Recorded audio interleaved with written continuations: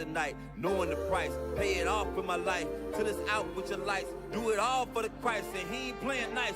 Knew the end from the start. Fix your face like it's art. The sons of a simp, call them Bart. Yeah, you did your best, played your part. But now it's time to cut you to the heart. Flex on occasion. It's the strangest of the salvation. You see it, believe it, amazing. Them terrorists coming invasion since the creation. War, mine, Lord, bless the general. Greatest nation, eat them unequivocal. Bombs dropping, buddy, cause it's biblical. Start shit, now it's time to finish you. Whoa. Said he won't vote, he looking for smoke. So, we give him some more. We want the world, we breaking them down. Taking the kingdom, can't wait for the crown. We want the world, we breaking them down. Taking the kingdom, can't wait for the crown. It's the end of the world. Ain't the beginning of ours. It's the end of the world. Ain't the beginning of ours. It's the end of the world. Ain't the beginning of ours. We want the world, we breaking them down. Taking the kingdom, can't wait for the crown. It's the end of the world. I can't wait for our kingdom to start and for there to be finished. Get rid of all of their idols and lying religions. Look for the crown like an Edris. Hey, this that crown talk. Wisdom of Solomon 5 talk. This that second Edris 6 and 9. We want eyes talk. It's your time to end. And my time again. It's our time to win. Away with the sin. You know what it is. Rejoice with my kin. See that is why we repented. Go to streets, I can see myself in it. The city is bright, the kingdom of light. A wonderful sight past the angels, the inner light. I need 1,000 years of labor. Sit on my throne with my savior. Try the new wine, press alone. He bring pain like major.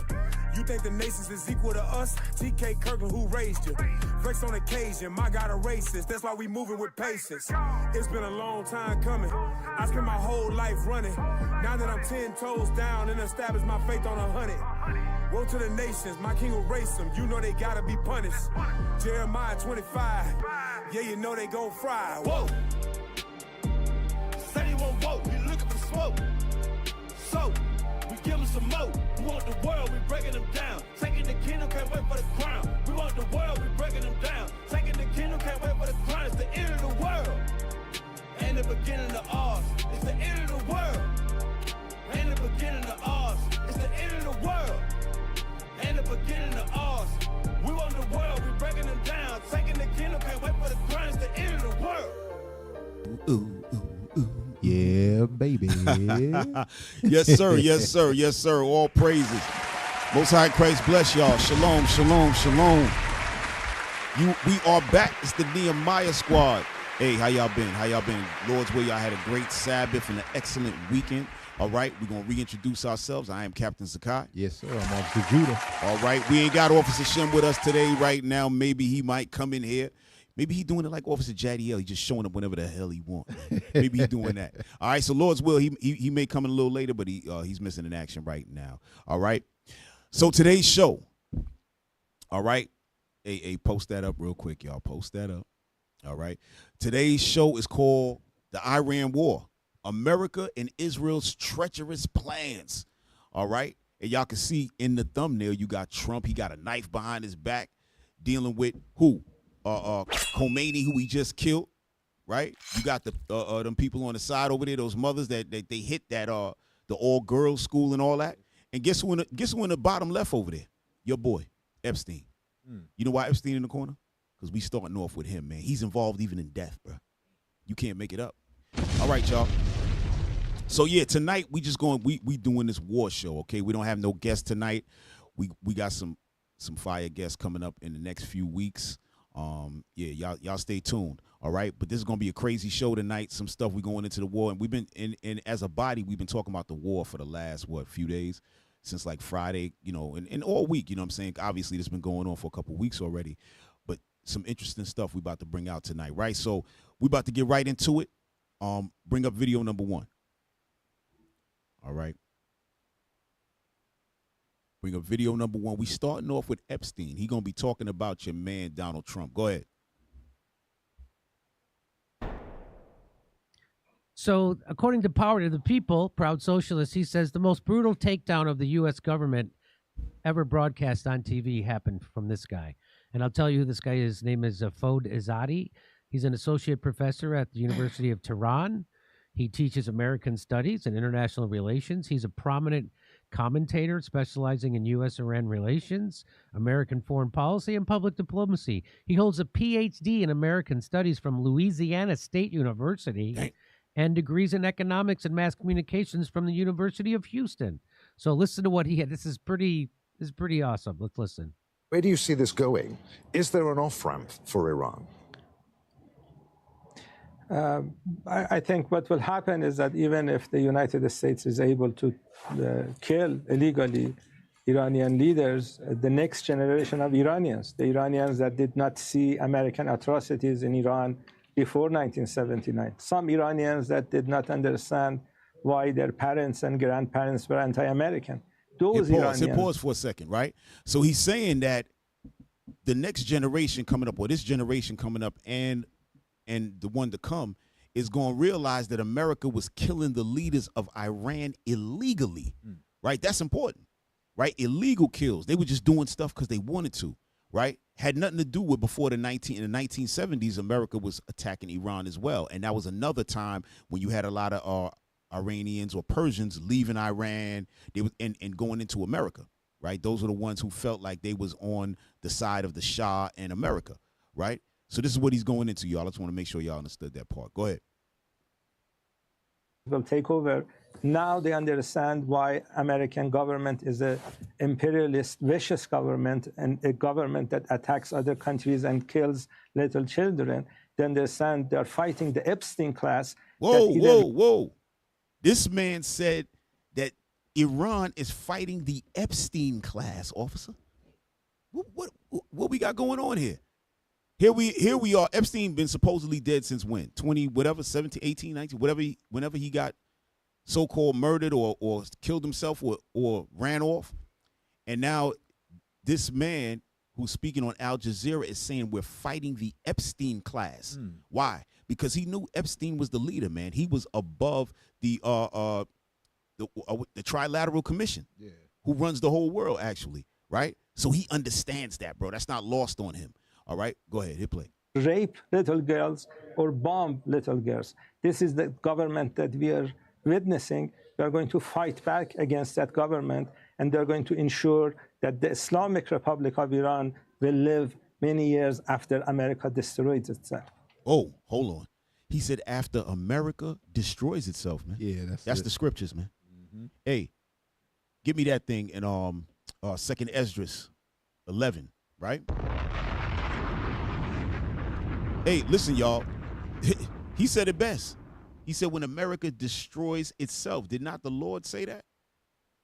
Hold on. You know what I want, bro? Which one? Verse 37? Let me see 37, man. Let me take a look at it.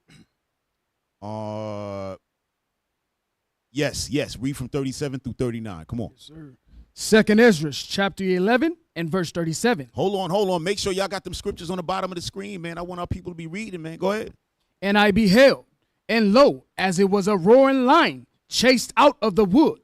And I saw that he sent out a man's voice unto the eagle and said, Hear thou, I will talk with thee. And the highest shall say unto thee, Come on. Art not thou it that remaineth of the 4 beasts? Art now that it that remaineth of the 4 beasts? Meaning what? This is the Spirit of Christ talking to who? The eagle. Esau. Go ahead. Whom I made to reign in my world. Who I made to reign in my world. Brothers and sisters, y'all got to, and for those of y'all that might be watching for the first time and don't know the scriptures, the Lord puts up the basis of men, meaning the worst possible men to run the world. Right. He does that on purpose. That's in the book of Daniel chapter 4 and verse 17, y'all. All right, keep reading. That in the end of their times might come through them. You see that? That the end of their times, the time of Esau, is going to come through them. They're going to kill themselves. This is what the man just said. Right. Did he not say that? So he's, again, these are prophecies that's being played out in the scriptures. What's happening here, what we watching, the theater, you know, like they like to say the theater of war. The theater of war is a script that the Most High wrote. That's what we looking at, y'all. It ain't no way around this. Like, it's not, nothing's going to stop all this from happening. Nothing's going to stop the 3rd World War. Nothing's going to stop the nuclear bombs. Nothing's stopping it. It's happening. Okay? You got something on that, bro? Yeah, I'm looking at, and I'm remembering the scriptures. I don't know. everybody watching don't know, or maybe not have read the whole Bible or whatever, but Right. you got all these different kings like Nebuchadnezzar. That's right. His son. You got Pharaoh. Right. They all got superpower status in the earth at a point, and they all got prideful. That's right. And now we're talking about the eagle. Jump down to verse 44. Go ahead. Verse 44. The highest also have looked upon the proud times. Oh, that same pride that took down Pharaoh, that took down Nebuchadnezzar, that took down the Greeks, that took down all the kings that he made to rule. Right. Because that's what the nations forget, that God put you in those places. That's right. You know, and they start to get boastful. You know? And behold, they are ended, and his abominations are fulfilled. All right. So his sin then came up. You got Mr. Epstein. Dang. You know what I'm saying? You see all in the tabloids what they've been up to. That's right. They bombing little girls and all that. They've been doing this stuff to us for a long time, but now the world is starting to feel it. That's right. You know, so all praises. All praises. Yeah, absolutely. All right, hit that video.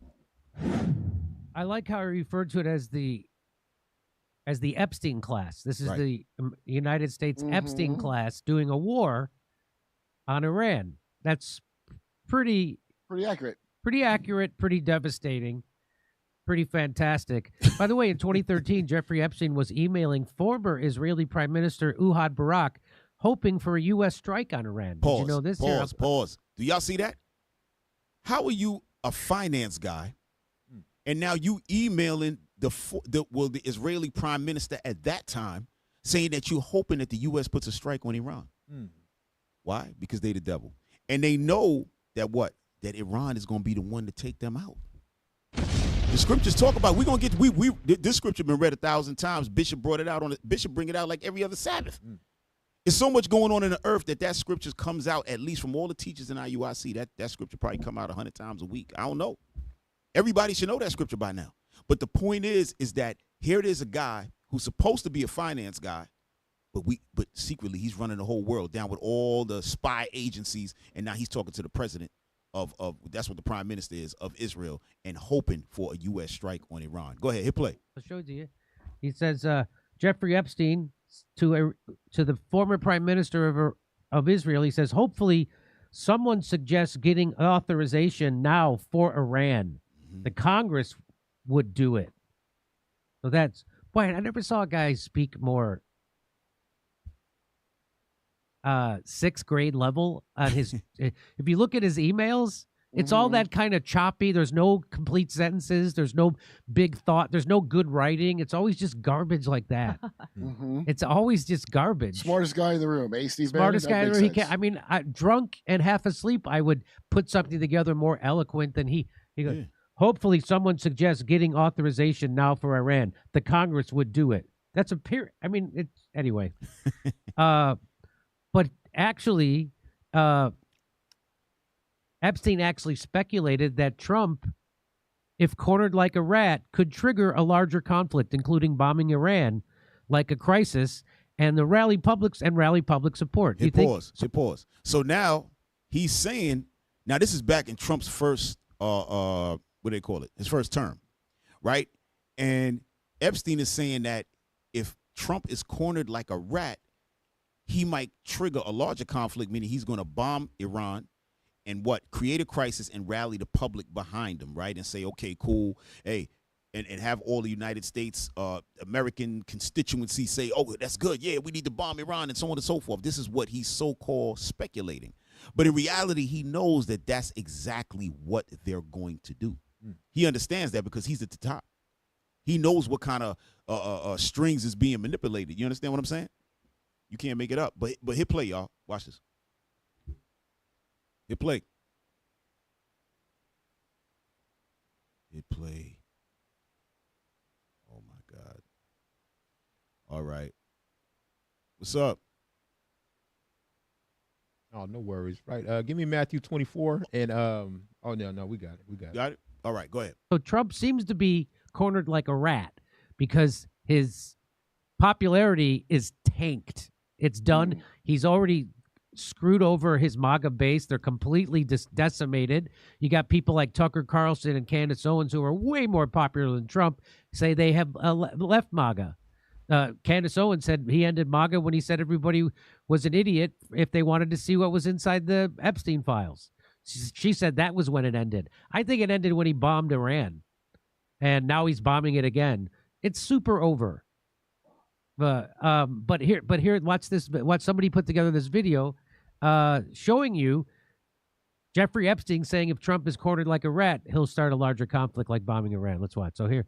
So I don't know if can you see this? Should I make it big? Let me go make it bigger. So this is Jeffrey Epstein saying Trump pulling troops out of Syria is a bad sign. He's up to something, and it's not good. That's really okay. Keep going. Pay attention to this next part, y'all. Pay attention to this next part. Go ahead. Oh, here. Okay, I'll read this to you. It says, "Cornering a rat, never good idea," says Jeffrey Epstein. You guys need to understand that he is psychotic and would not blink twice at encouraging an attack on us so he can leap to the country's defense. Mindset. If I go down, I'm taking everyone with. Is he talking about us as in Israel or America? Or Bahamas where he... Right. Hit pause. See, that part right there is kind of ambiguous. You really don't know who Epstein was really talking about at that time. What are you talking about, bomb us? What that mean? Right? Watch this. Hit play. I don't know when he says us. Do you think he means Israel? Yeah, I mean, who? I don't know. Well, either Israel or the United States. He would not blink twice encouraging an attack on Israel or the United States so he can leap to the country's defense. There's more to this. I think there's one more. So cornering a rat, never a good idea. Down here, we only had 2,000 troops there.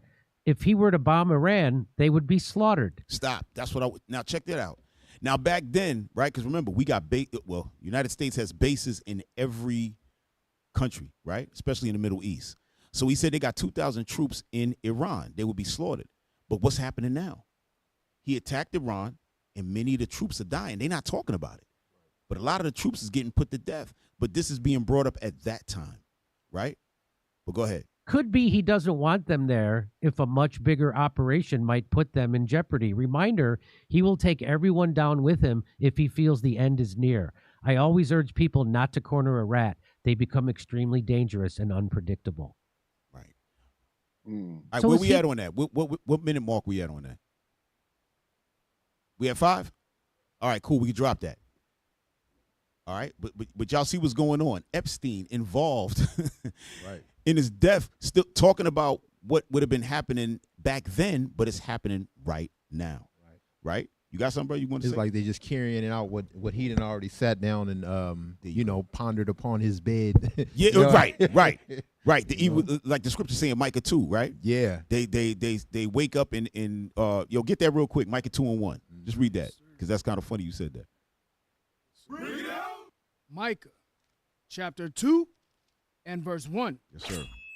Woe to them that devise iniquity and work evil upon their beds. Right. Go ahead. When the morning is light, they practice it, because it is in the power of their hand. Right. Yeah. So guess what? These people have the power to create things, diseases or whatever. Right. And they have dreams about war. Like people like us, we just want to have a good day. We want to chill. We're not thinking of how we're gonna, you know what I'm saying? Right. This man is different. Oh, he's super different. Yeah. So guess what? Epstein, he's thinking of all these things years later. When other people get in power, they say, "Yeah, let's execute this." Right. And that's what we're seeing. Oh yeah, absolutely. Yeah. Hey y'all, let's go to the next video. We're gonna keep it rolling because we got a lot. You know what I mean? Go to the next video, number 2, and start at a little bit before 21 minutes. Maybe like 20 minutes and 50 seconds, something like that. Start over there. All right.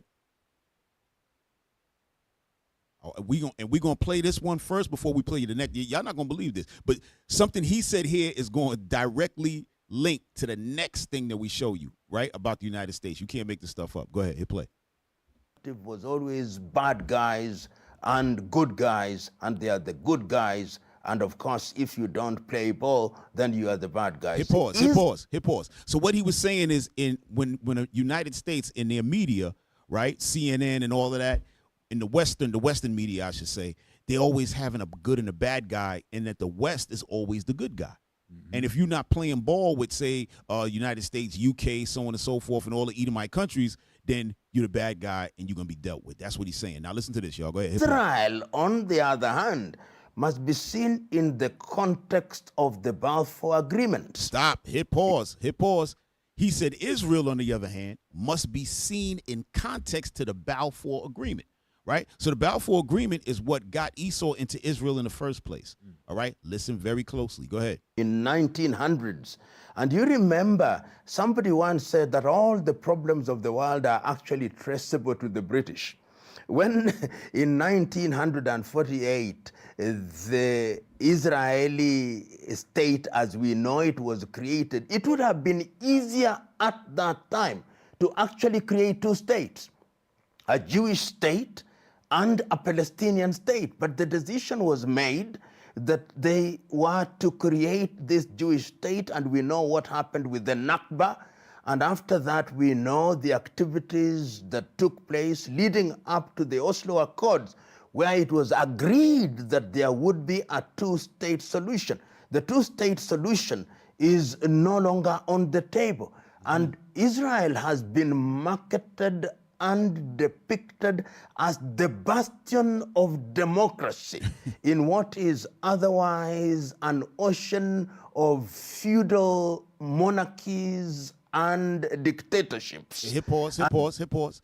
So he's saying that now that Israel is, they're like in the middle of Ishmael, right? Pretty much they're in Israel, but Ishmael is all the way around them. They said that they are known as like the bastion of democracy and everything that's good amongst what? Those other countries that are there, and people may not know this, but those countries were never those countries like that. Yeah. That's why he said feudal lords, tribes, things like that. That's how they was moving. It was like how it was in Africa. There was no, the country of Chad, the country of this. Esau set all that up. Yeah. So it makes them look like they're the king everywhere that they're at. That's what he's trying to say. But hit play. And therefore, Europe, or rather Israel, is seen as this beloved country. And the Israelis themselves have not hesitated to go back to history and to go back to the Torah and say that we are chosen of God. And because we are chosen of God, we are different, we are unique. And because we are unique, we must be treated differently. And America, which has underwritten the state of Israel from its creation in 1948, has reinforced this so that the Israelis actually believe that they are special. Hit pause. See, I like that. He said that the Israelis, Amalek, actually believe their own lies. That's what he's saying. To the point now that they feel that they can do whatever they want. But hit play. Y'all got to hear this. Go ahead. Believe that they can do no wrong. They believe that they are God-guided. So when you are dealing with the people who believe that they are undertaking a divine mission, then the first casualty is logic. He said when you dealing with people like this, the first casualty is logic. Meaning that they're not dealing with logic, they're dealing with their own mental instability. They're basing their whole life on a lie. That's what's happening, y'all. Y'all got to understand that everything that we living in right now is a lie. Even in Christianity, they're basing their whole religion on a lie, thinking that those are the chosen people, and that our people is looking at themselves as Gentiles. Where you blacks, Hispanics, Native Americans, you are the chosen people. They're Gentiles, right? But because they're living like this, the logic has flown out of the window. But you got to hear this. Hit play. And when logic has been sacrificed at the altar of mysticism, then your journey is very short and your reasoning is also not given any space at all. Your reasoning has the chance of a snowball in hell. Right. Hit pause. You could drop that. You see that? That the man just told you straight up that what? They're dealing in mysticism. Yeah. Why do you think he chose that? Because that's exactly what they're dealing in. Mysticism from the Kabbalah and all of that. But he said something. We got to go to the next video. Y'all got to see this. Y'all not going to believe this. Number 3, y'all could just start that right from the beginning. All right? Based upon what And that's our PLO Lumumba. I love that brother, man. Excellent. Smart dude. Super smart, man. We need some of that. We need some of that retention he got, man. This guy, his brain, he remember everything, right? But based on what he said, look at this next video of how United States is moving. Y'all not gonna believe this. Go ahead, hit 3. So we've talked quite a bit about why they're doing the Jeffrey Epstein war. Stop. And, do y'all hear this? Epstein war. This man came out and said they're doing the Jeffrey Epstein war because everybody knows what's going on. When you check them files, remember, it's one thing about the sexual abuse on children, eating them, doing all of that. But remember, a big part of those files are this war scenarios, the theater of war. I like to say what they say, the theater of war, right? But go ahead, hit play, y'all. You know, to me, the biggest answers are very simple. One of them is Trump has always been a warmonger. He views himself as like a legendary president. He wants to he wants to go down in the history books. In order to do that, you need to think big and do big things, right? He approved the Venezuela raid. He kidnapped the leader. He's stealing the money from Venezuela and putting it in a bank account. But he's always been a warmonger. His first term, he was a warmonger. Now he's like ratcheted up how much he's warmongering. I mean, he's threatening to steal Greenland, right? He's threatening to steal Greenland. Like, he's not right. I think he's actually territorially trying to expand the U.S., and he thinks that's how, I get into the history books. Right. But outside of him just being a warmonger, of course, there's also, if there's one thing that's consistent that he says, it's he doesn't want a forever war. He doesn't want to, we wasted $8 trillion in the Middle East. The Iraq war was a beauty. It was a big fat mistake. He does war, but usually he likes to do, relatively quick. Hey, bunch of drone strikes, kill a bunch of civilians, get out that bitch. Right? Kidnap Maduro and steal the money, but get out that bitch. Right? Right. So he's a warmonger, but the one thing he always says is I don't want a long-term, prolonged thing that costs a shitload of money, that gets us bogged down. But that seems to be exactly what he's doing here. So that begs the question, well, why? Why would he agree to this if this was the one kind of war that he's actually skittish about? Well, the answer is very simple. He's blackmailed. He's blackmailed. So you have Jeffrey Epstein was connected to intelligence all around the world. He was connected to Russian intelligence, the CIA, Saudi intelligence, but probably most connected to Israeli intelligence, to Mossad. And so he was running a honeypot blackmail operation where he had dirt on all the... Pause. When he says honeypot, right, that means that you have spies that are women that are going to lay and sleep with you, right? So let's say, for instance, you're a woman and you say, you know what, I want to become a spy. Part of your job is going to be to lay and have sex with people. That's known as a honeypot. All right, and I'm pretty sure they got it for men too. The ones who's dealing with okay, there you go, honeypot blackmail. Read that real quick, officer. You got to use your eyes, Officer Ezra. Yes, sir. Honeypot blackmail or honey trapping is a coercive tactic using fake romantic or sexual relationships to lure individuals into compromising situations for extortion, espionage, or to gather blackmail material. Right. So when it says fake romantic or sexual relationships, meaning that these people don't give a damn about you, but they will sleep with you, have sex with you in order to do what? Extort you, espionage, meaning what? They're gathering information and all of that, and gather blackmail material. Go ahead, bro.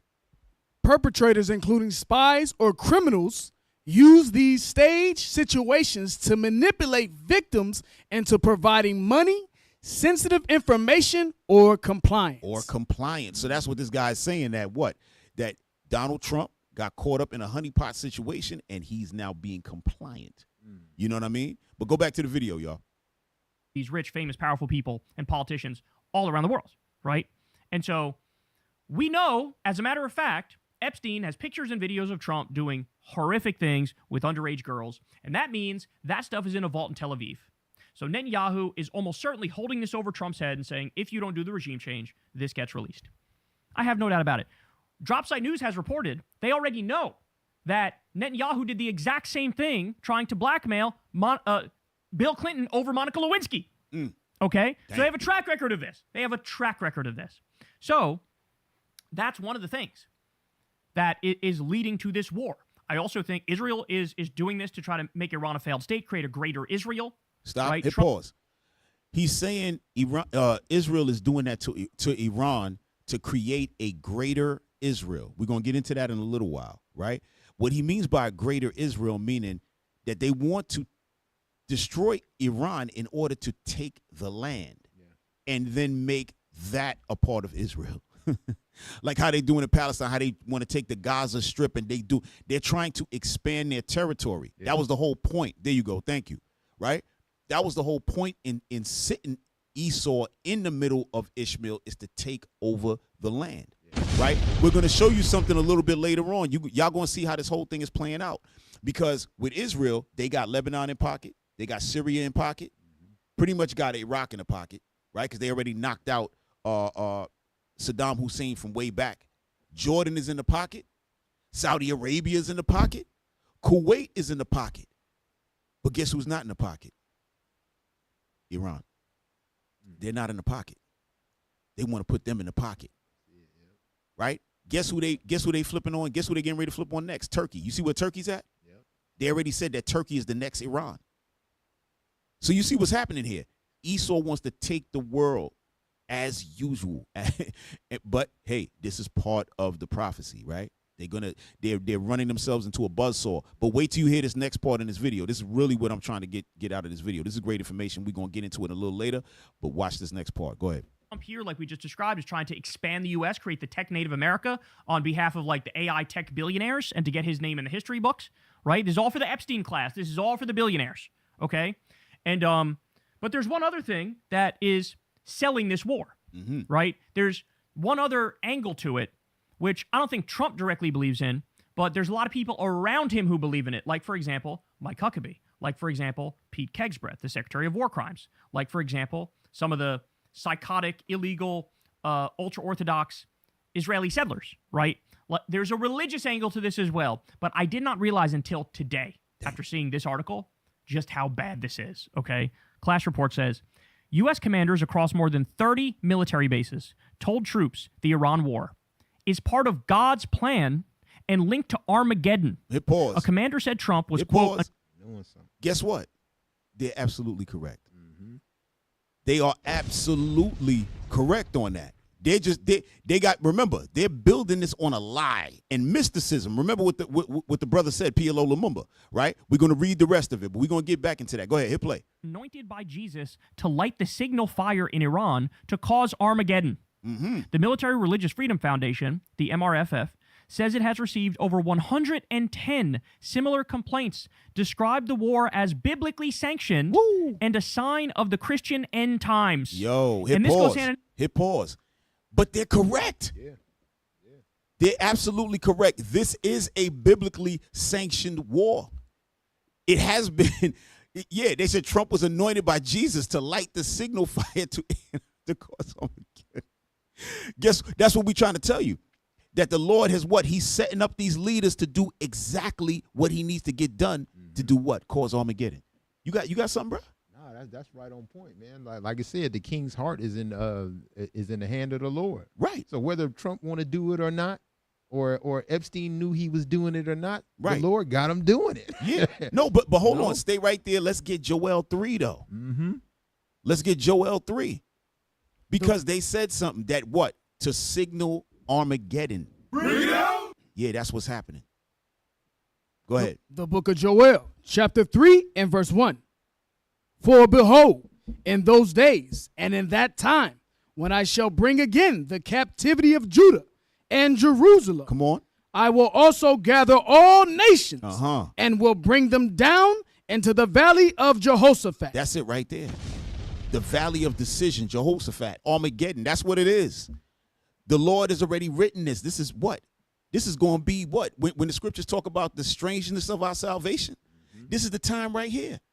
That's what the Lord is leading them to, the salvation of the Israelites. But what? It's playing out, what they call a theater of war. This is a movie that's playing out where you're looking at one plot, but there's a subplot. The subplot is actually the real plot. Yeah. You understand? Movies like that, people love. They be like, oh, man, I didn't even see that coming. Yeah. That's exactly how the Lord wrote this script. We know about the script because we read the scriptures. Even when we're seeing it, we're talking it, but people don't believe it. Right. They don't believe it. But you're going to believe it because it's going to play out right in front of your eyes. Go ahead, keep reading. And will plead with them there for my people and for my heritage Israel. When it says I will plead with them, it's not talking about the Lord coming in Netanyahu, can you please let my people go? No. Trump, listen to me. No. Listen to me. Can you please no. It's called I'm putting y'all to damn death. This is World War III. I'm putting y'all to death. For my people, Israel. That's what this whole thing is about, y'all. All of this, what we see going on, is all for the salvation of the Israelites. You must understand. Finish that up, bro. And for my heritage, Israel. Go ahead. Whom they have scattered among the nations. And parted my land. Who they scattered us all throughout the four corners of the earth and parted the land. Who parted the land? Israel, Palestine. Meaning what? America's all involved in that. That's what that's talking about. That's all I got on that. Continue. Hit play. Stand with MAGA Mike Johnson, Moses Mike Johnson, right? He also thinks this is like God's plan unfolding right in front of us. We talked about how a bunch of evangelical fundamentalist Christian Zionists and a bunch of psychotic ultra-Orthodox Jews got together and did that like sacrificing of the red heifer. Remember that? The red heifer prophecy to usher in the rapture and end times, dumb. and they sacrificed the...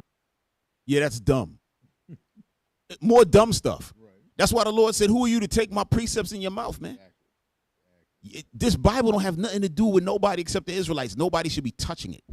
Y'all don't know the Bible is useless in your hands. It's useless. Remember that movie, what was that? I think Excalibur, when they were trying to pull the sword out of the stone. Yeah, nobody can get it. Nobody could pull it out. It's like, and then they had the Thor with the hammer. Nobody could pick it up but Thor. That's us. That's us. When y'all wielding the sword around, it don't do nothing. Right. The power not gonna come out of that. We got to be touching it. That's how come we know this and y'all don't know this. What movie was that with Will Smith? It's like the wand. What's it called? What's going on? What is that? I forgot the name of that movie, man. But it was a good movie, man. Only the elves could touch this certain wand and use it. It would destroy other people. Is that the Bright? What was it? It's called The Bright. The Bright? Yeah. Okay. It was The Bright. Only a certain race of creatures could touch that wand and make it effective. Okay. All right. Hey, matter of fact, we can drop that video. All right. Let's go. We're gonna go back to PLO Lumumba again, because this guy is just a beautiful speaker, and he has it down tight. He studied these people. So go to video number 4. We're gonna start at 7 minutes. All right. We're only gonna go to 8 minutes and 40 seconds, y'all. 7 minutes, and then we're gonna jump to 13 minutes. All right. Again, we talking about why is Israel and America trying to rush Iran? What is all this about? Right? Because they stabbed them in the back. Remember, that's an important part that we had to bring out today. That what they were doing false negotiations, stabbed them in the back, betrayed them. They're at the negotiating table while they talking, they attacking. Right? So that's what's being discussed. Not quite that, but why Israel and America want that regime change. But go ahead. In Tehran, and for specific reason. During the 12-day war, for the first time in an impactful way, a missile landed in Tel Aviv from Tehran. Mm-hmm. Missiles supposedly supplied from Tehran emanated from Yemen.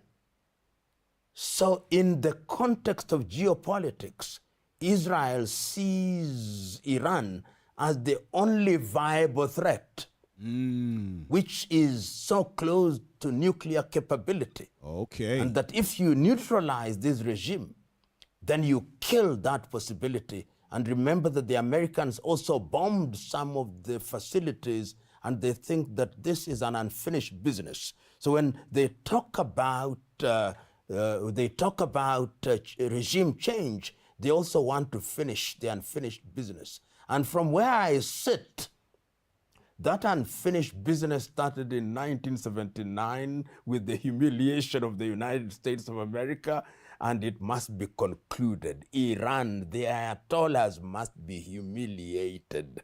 Okay. American. Did we get to 840? Okay. The president, notwithstanding, has a long memory, and they remember 1979. Right. So for those of you who don't know what happened in 1979, right, with Iran, right, you had the hostage situation where Iran took American citizens hostage, right, and then they were doing negotiations to try to release some of the hostages, right. But then America, like they doing now, went behind the back and tried to send in helicopters and stuff to rescue the people and fight and grab the people without the negotiation. And then their men got killed, right? And what did Iran do? You know what Iran did? Iran wound up releasing all the black Americans. They released Judah, and they released the women. And they said, you know what? We don't have to negotiate to release these black people, because America been treating them like trash ever since they got there. So it's no negotiating. We just letting them go. But they got to talk to us. They want in other words, they want these white people back. They got to give us the Shah. Because they wanted to kill the Shah. All right? So that's what happened in 1979. Y'all can look that up, all right? Now go to 13 minutes. And from 13 minutes, we're going to ride that out to the end. But hold on, before we go there, but you heard what he said, right? He said that Iran was the only viable threat to Israel. Because the rest of the surroundings, they got them smashed. But what? Iran is actually working on those weapons, and they have them. The Bible tells you that Iran is going to launch the missiles at America. They know. Listen, don't think they don't know the prophecy. That's why they fighting so hard, y'all. That's why they created what? Their own mysticism to put it into the back, the batteries in the back of the people. They can't tell the people, hey, in the Bible, it says that we're going to get destroyed by Iran and Ishmael. They can't do that. And NATO, they can't do that. So what they're doing is tell them a different story so they can get them running and shaking, you know? But go ahead. Go from 13 minutes. And cannot be subject. So when all these happens, I think the Prime Minister of Israel and those who are in support of extremism in Israel will come and say, we told you, we are the chosen people.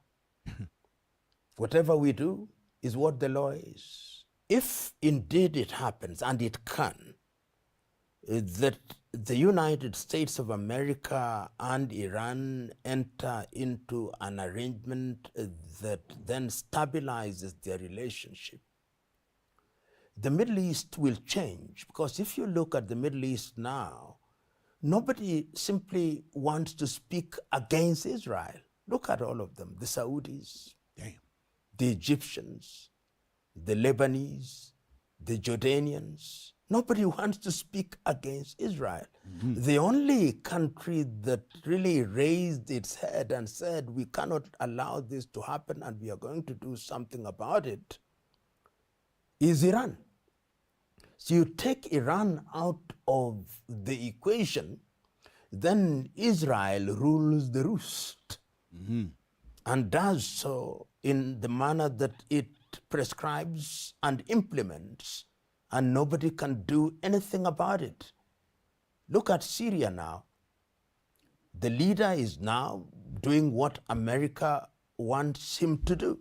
Right. And when the Israelis want to bomb, when the Americans want to bomb, they do it at will. Right now, as we speak in the Middle East, the Beirut government is already saying that we are moving south to disarm Hezbollah. And of course, the Jordanians have nothing to say. So eliminate Iran from the equation. Israel is the dominant power, doing what they want without consequence. Right. There you go. See that, bro? Yeah. No rules for them. Right. It's like they see a potential threat, so they got to snuff that out. They got to snuff that out right away because they see the potential. Another thing you said, they don't want to admit that in the Bible it says that we're going to be defeated by Iran or we're going to get in conflict with them, because they would have to also admit that they the daughter of Babylon. And, you know what I'm saying? They the proud nation and all that. That's the whole facade. That's the whole mysticism, is to create that vision that they God's chosen people. Exactly. Exactly. That you got to understand by them, again, you just brought that out beautiful, right? This whole lie is going to unravel. Yes. That's why the scriptures talk about they're going to be found liars. Yes.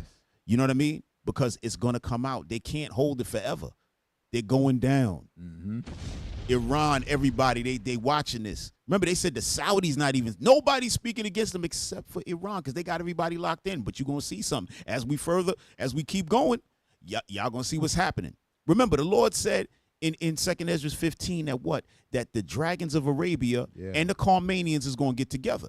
But when you really examine what's going on right now, the United States has a good amount of Arab allies.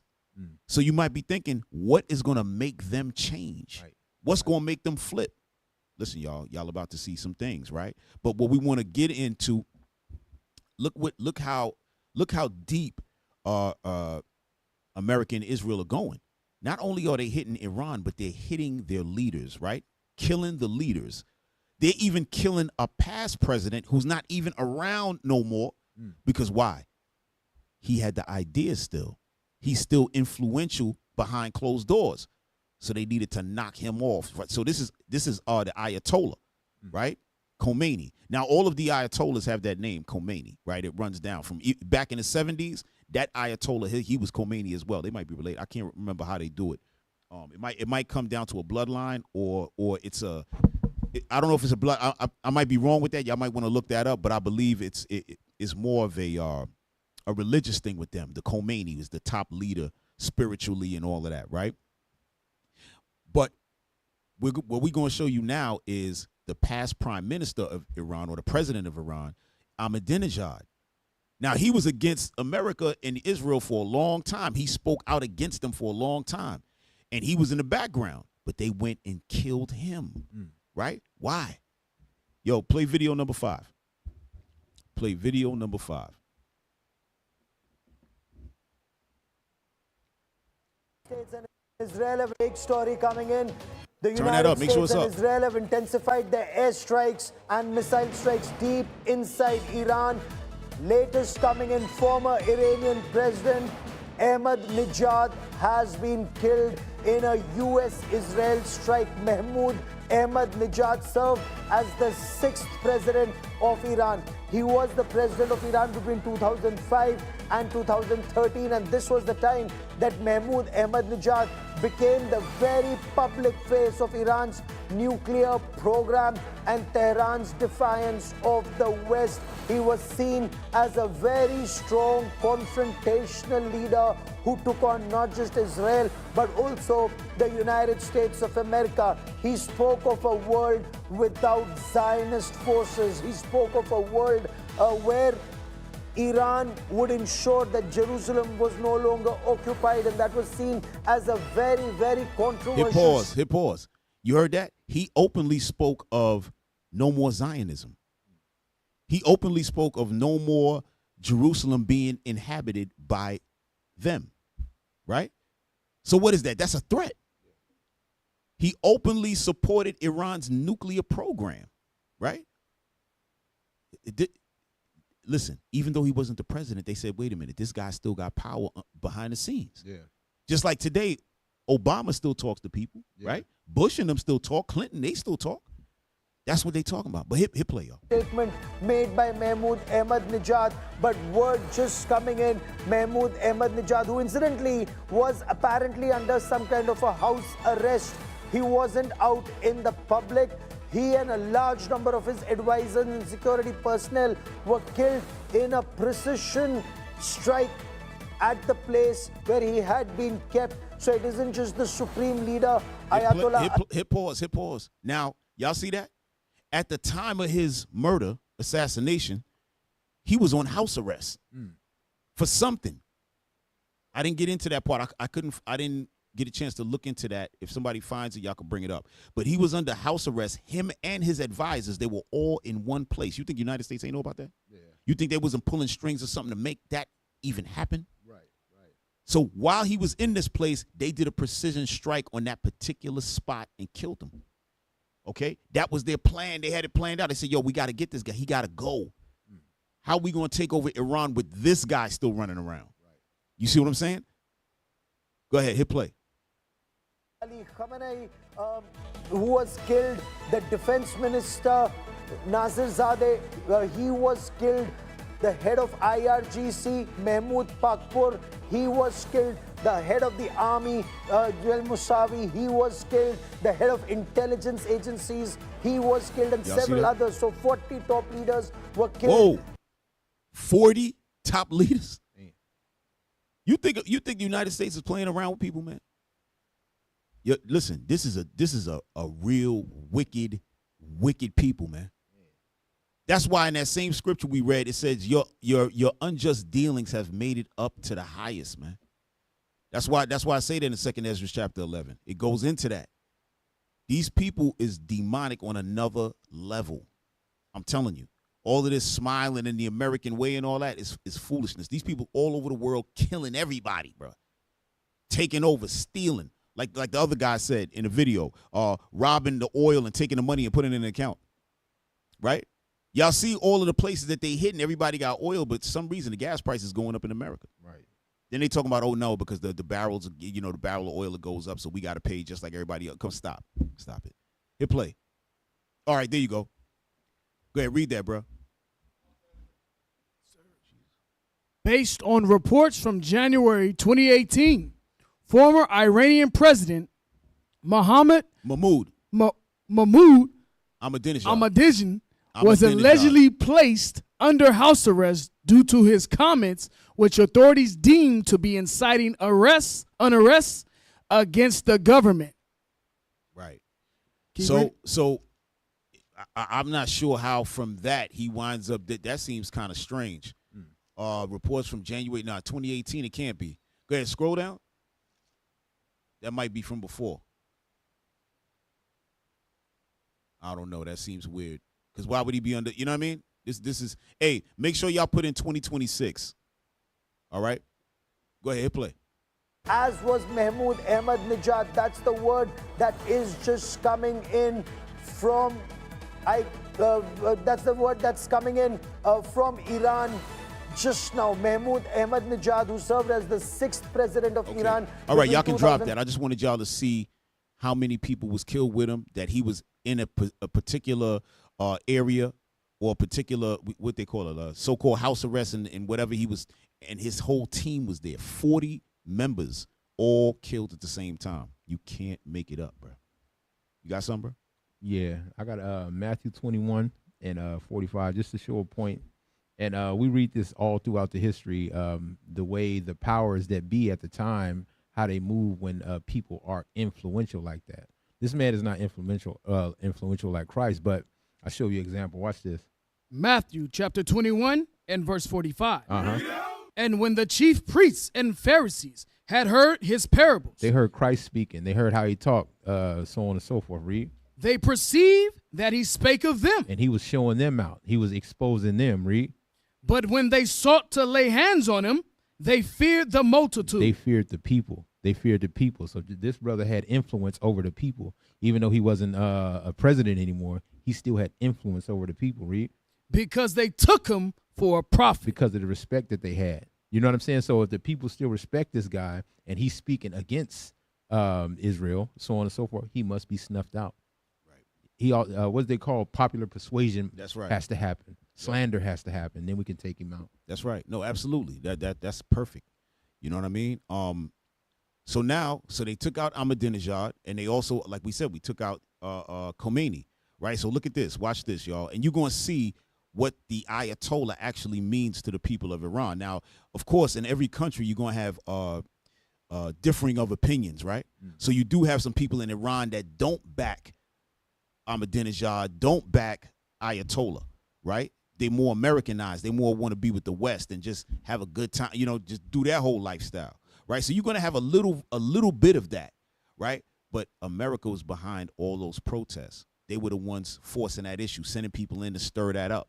You know what I mean? But play video number 6.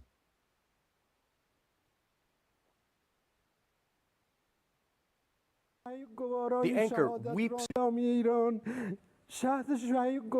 anchor weeps on Iranian state TV, announcing the death of Iran's supreme leader. Ayatollah Ali Khamenei was killed in his office, says Fars News, by the joint U.S.-Israeli bombardment of the country. The Iranian government has declared 40 days of mourning, while the military is vowing revenge. Khamenei ruled Iran for 36 years. He used deadly force at home to crush periodic popular uprisings and nurtured a network of militias across the Middle East that challenged U.S. and Israeli ambitions throughout the region. Khamenei survived an assassination attempt in 1981 that left his right arm paralyzed. In the run-up to this weekend's strikes, he reportedly prepared a line of succession in the event of his death. Pro-regime supporters have already gathered in the streets of some Iranian cities to mourn their leader. But his killing has also been celebrated in other parts of Iran, as well as Syria, and among members of the vast Iranian diaspora scattered around the world.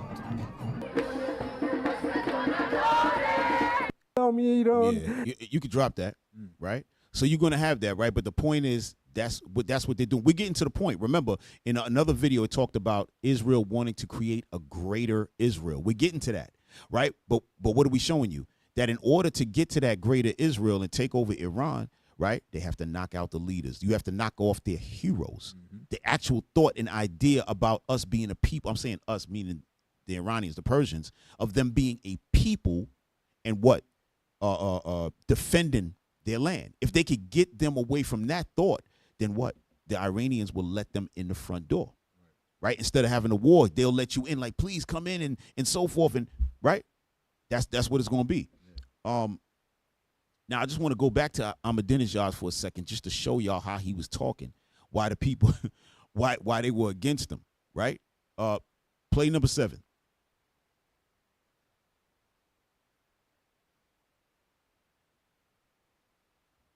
My interview with Iranian President Mahmoud Ahmadinejad. It turned out to be a feisty one. The president seemed to relish the give and take, which produced some startling and surreal moments. He even suggested at one point that Osama bin Laden is living quietly in Washington, D.C., home to the powerful woman he called Iran's enemy. You called Secretary of State Clinton an enemy of Iran. Do you consider President Obama an enemy of Iran as well?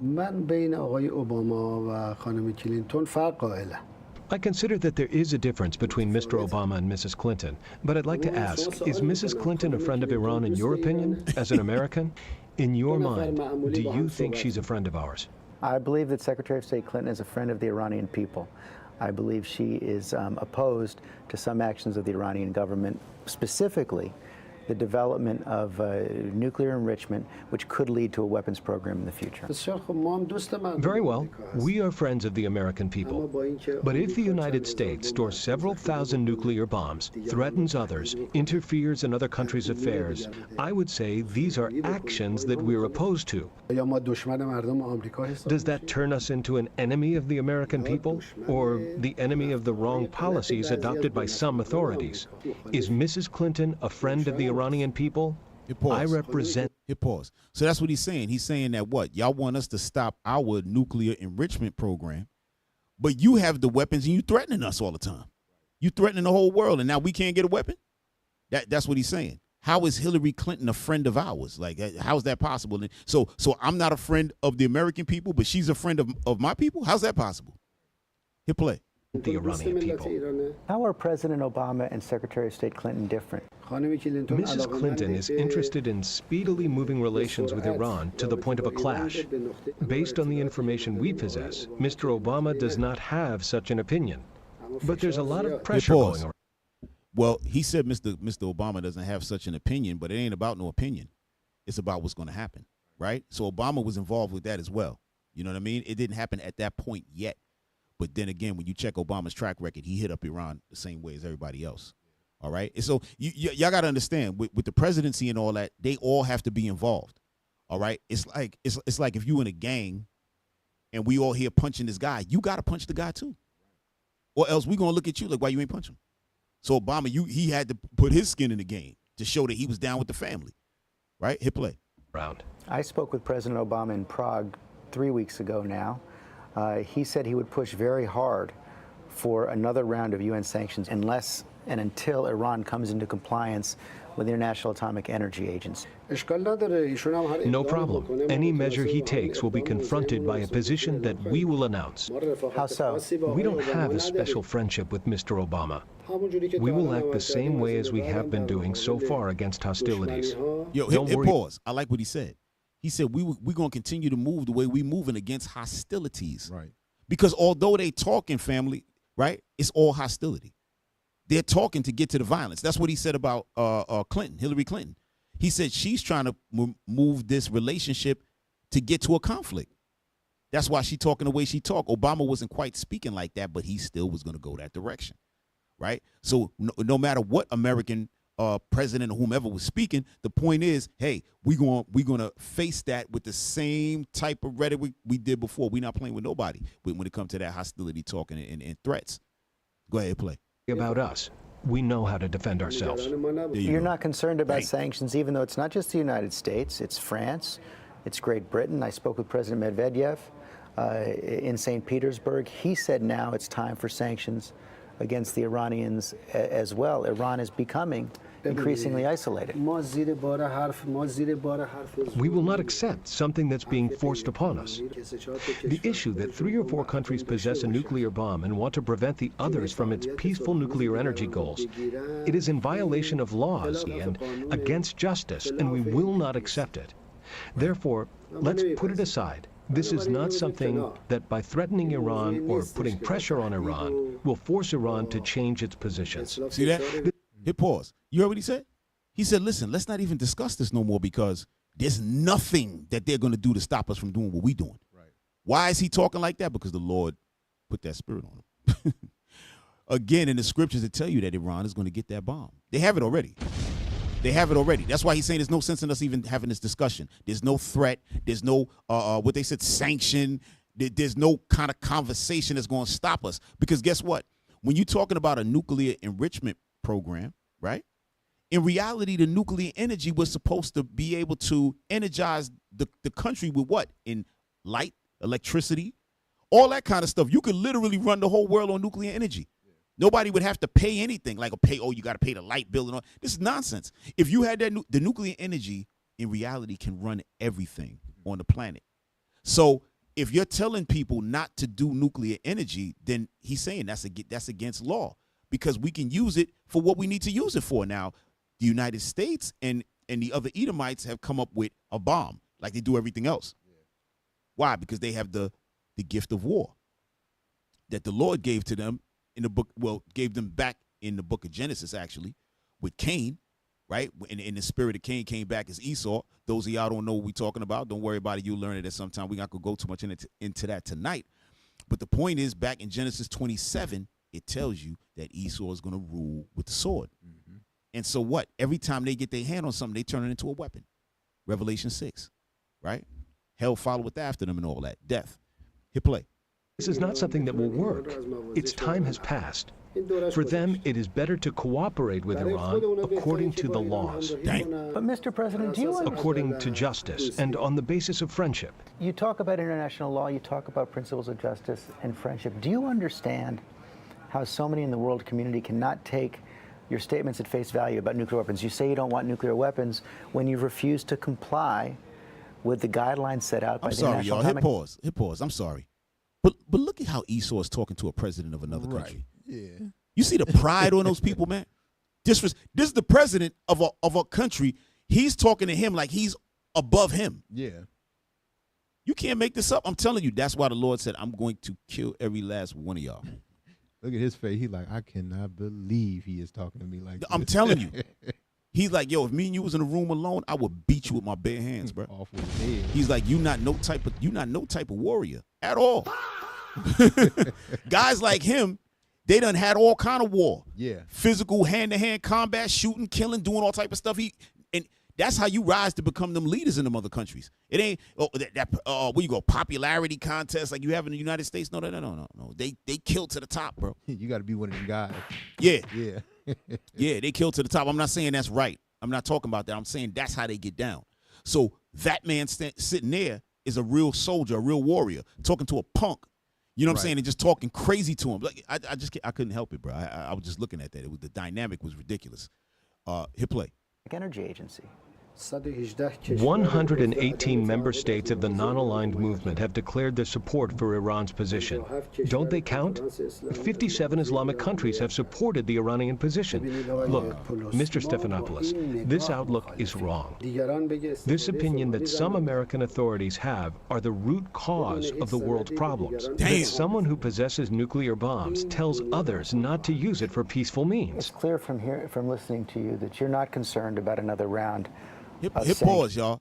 If y'all didn't understand what he meant by using the nuclear weapon for peace, what he's saying is that when you have the bomb, the United States don't talk to you crazy. Right. That's what he means. When you have the bomb, the United States now invites you to dinner. Now you can sit at the table and they talk to you very nicely. They don't talk like Stephanopoulos right there. Do you understand that if you don't do they don't talk like that. Yeah. They're like, Mr. Ahmadinejad, can you please, would you like to try the steak tartare? They start talking right. Have a seat. Yeah.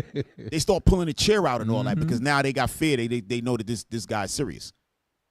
All right? That's what he means by peace. Because it's like a gun. What is a gun called? It's called a peacemaker. Yeah. Why is a gun that takes life, well, it doesn't take the people take life, but why is that weapon called a peacemaker? Because when it comes out, all of a sudden everybody gets peaceful. Yeah, everybody real respectful. Yeah, nobody want no more. Hey, bro. Nah, I didn't mean it like that. You know what I mean? Excuse me. Right? Go ahead. Hit play.